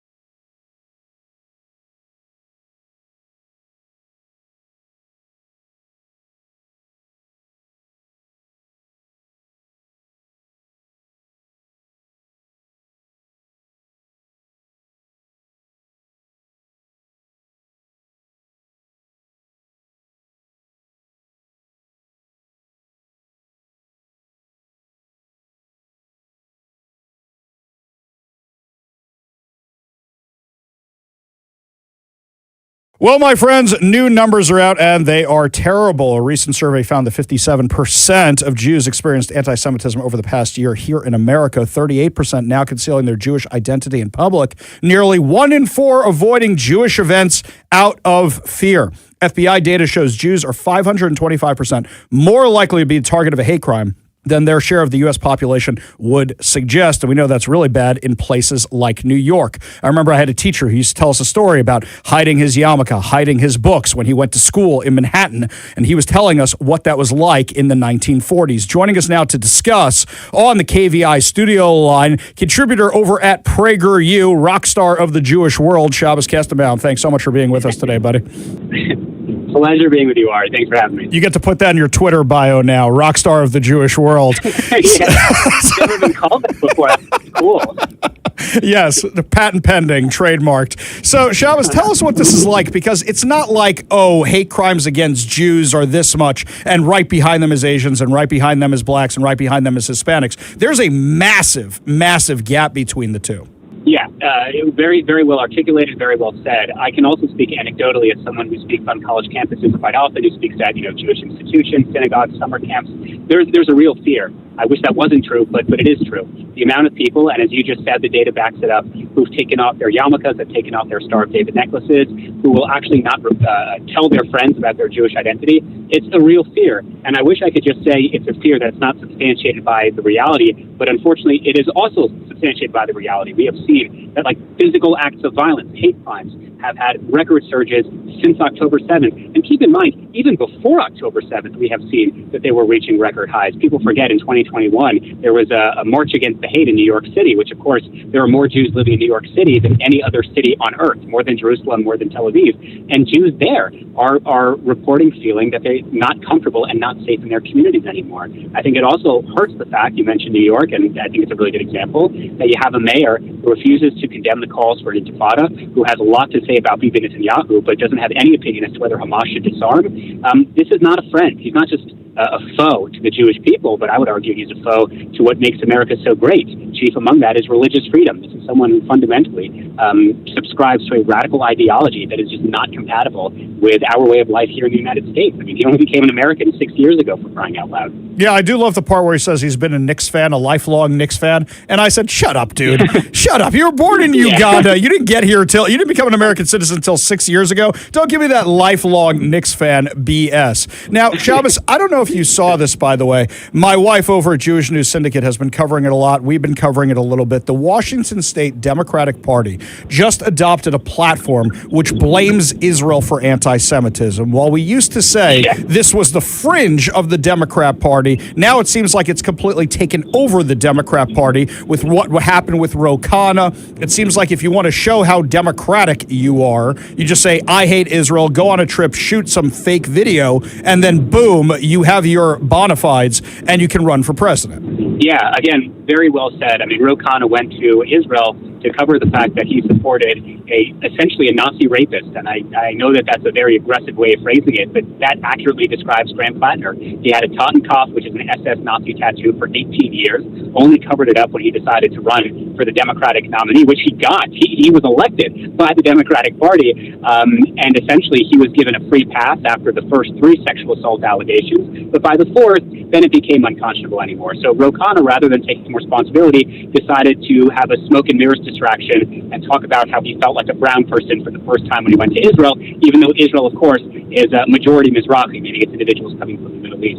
As it pertains to the Washington Democratic Party, look, the fundamental difference today between the Republican Party and the Democratic Party is the Republican Party rejects, the Democratic Party elects.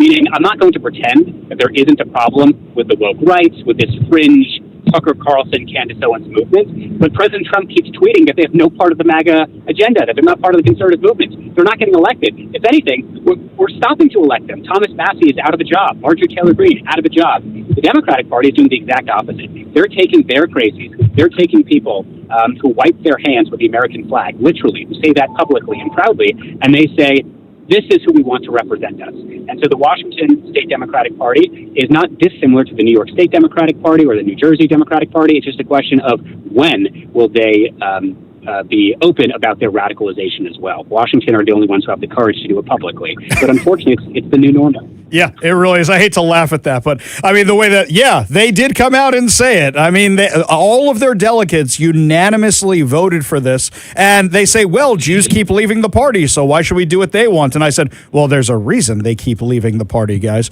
In the last few minutes. And by the way, if I could just add very quickly, because the more I think about it, would those same Democrats in Washington or elsewhere, would they say, it was bad that George Floyd was killed by Derek Chauvin, but come on, he had it coming. Come on, he was high on fentanyl. Come on, he had held a pregnant woman by gunpoint. No, because you don't blame the victim. Would they, during the height of Black Lives Matter, say, yeah, it's true, Black Lives Matter, but come on, why is 13% of the population responsible for 50% of the crime? They would never even dare to say that. They would be labeled a racist, an extremist. They would be kicked out of the party. But it seems that Jews or American Jewry are the only acceptable scapegoat or the only acceptable victims where the Democrats feel emboldened to blame the victims for their own victimization. I mean, it's just insanity, and it is an insane double standard. Insane. Absolutely insane. The last few minutes, we have a Shabbos Kastamam, who's a contributor over at Prager University. So not a lot of people know this because you do such amazing appearances, you do such great debates, and you're a great spokesman, not just for the Jewish people, but for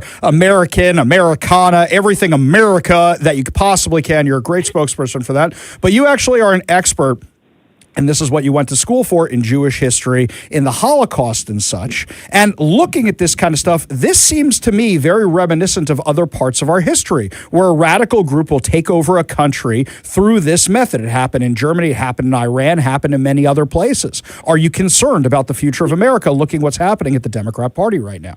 Yeah, that's a really important point. People don't realize that there was never a time in German history where the Nazi Party ever got the majority of the vote. It just never occurred. What we are seeing, which is eerily reminiscent, is the acceptance, the normalization, and the celebration of anti-Semitism, particularly on our college campuses. The first book burning that took place during the Third Reich was at the University of Berlin. In fact, who were the people throwing the books in the fire? It was the campus students. And in fact, where did they get the books from? They got it from the university library.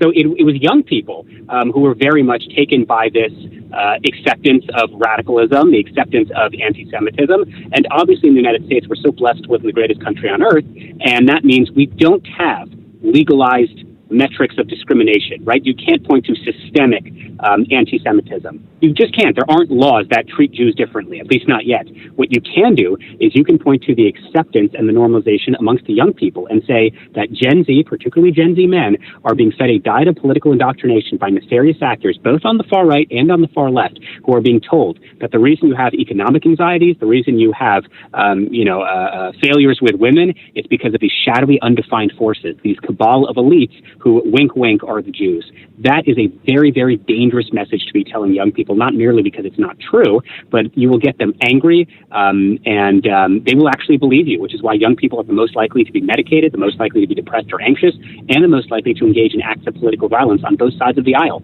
And that is absolutely something that we are seeing as reminiscent of our past as the Jewish people. And I'll tell you something else. If there was a cabal, 1, I want my check. 2, I want my keys to the space laser. And 3, I want to be able to control the weather. And I don't get to do any of those things.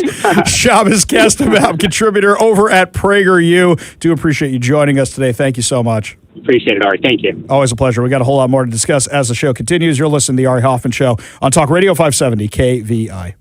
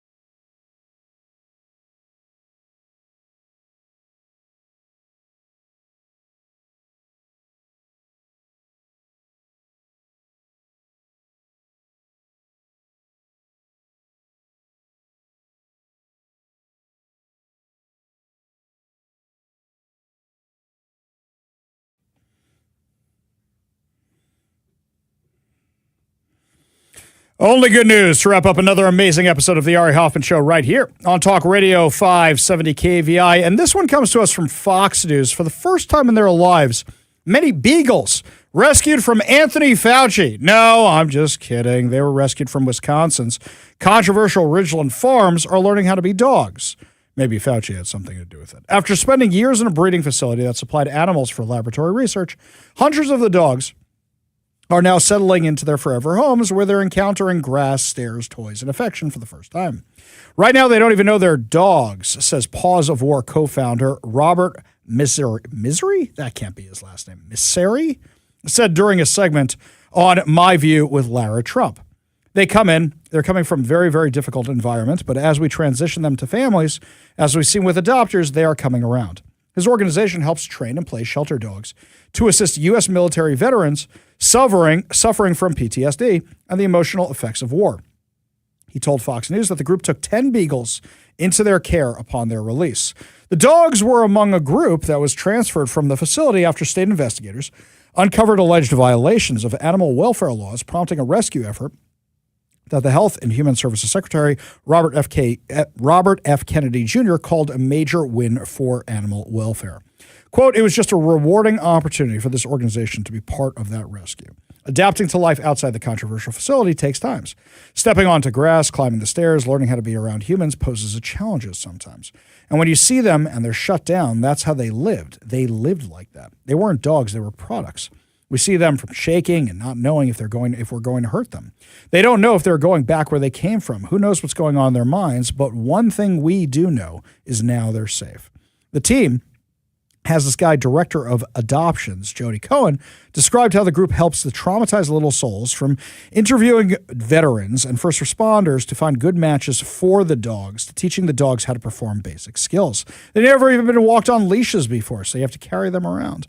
We have to teach them how to go potty. We have to teach them to keep their runs clean and basically get them ready for adoption. When the dogs are adopted, they can participate in our free group obedience training. Our adopters go home with hundreds of dollars worth of supplies. They make lifelong friends. So it's not only about adopting the dog, but it's about making relationships, and that's why our program is so different.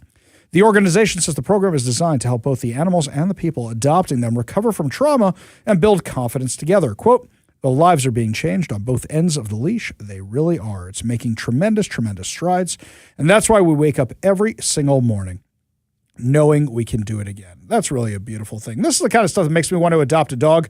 And then I remember how much adopting animals cost and that I have children and they're expensive too. In other news, this one comes to us from the Good News Network. A decade ago, a young American began recording interviews with World War II combat veterans to satisfy his curiosity about the war. That curiosity became something of an obsession, and he has interviewed 3,000 veterans. So he has this show called On the Road. 28-year-old Rishi Sharma says it's been a privilege to meet the moral compass behind our society. Quote, I've spent every single day of the last 10 years doing that, having recently finished speaking with a 100-year-old survivor of Iwo Jima. He first started the interviews in 2016 when he was post-high school and then continued going around the country to meet these people.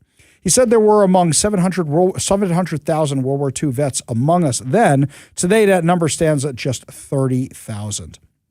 He says just the advice they impart silently steers the ship of the country. Too many people forget about this. Too many people don't learn their lessons. And if you haven't had the opportunity to speak to one of them, I recommend that you find one as soon as possible, because what they used to tell us when we were kids is you are probably the last generation that is going to know these guys. Luckily, our kids get to, but there's not many generations after that to learn about the greatest generation, to remember the greatest generation.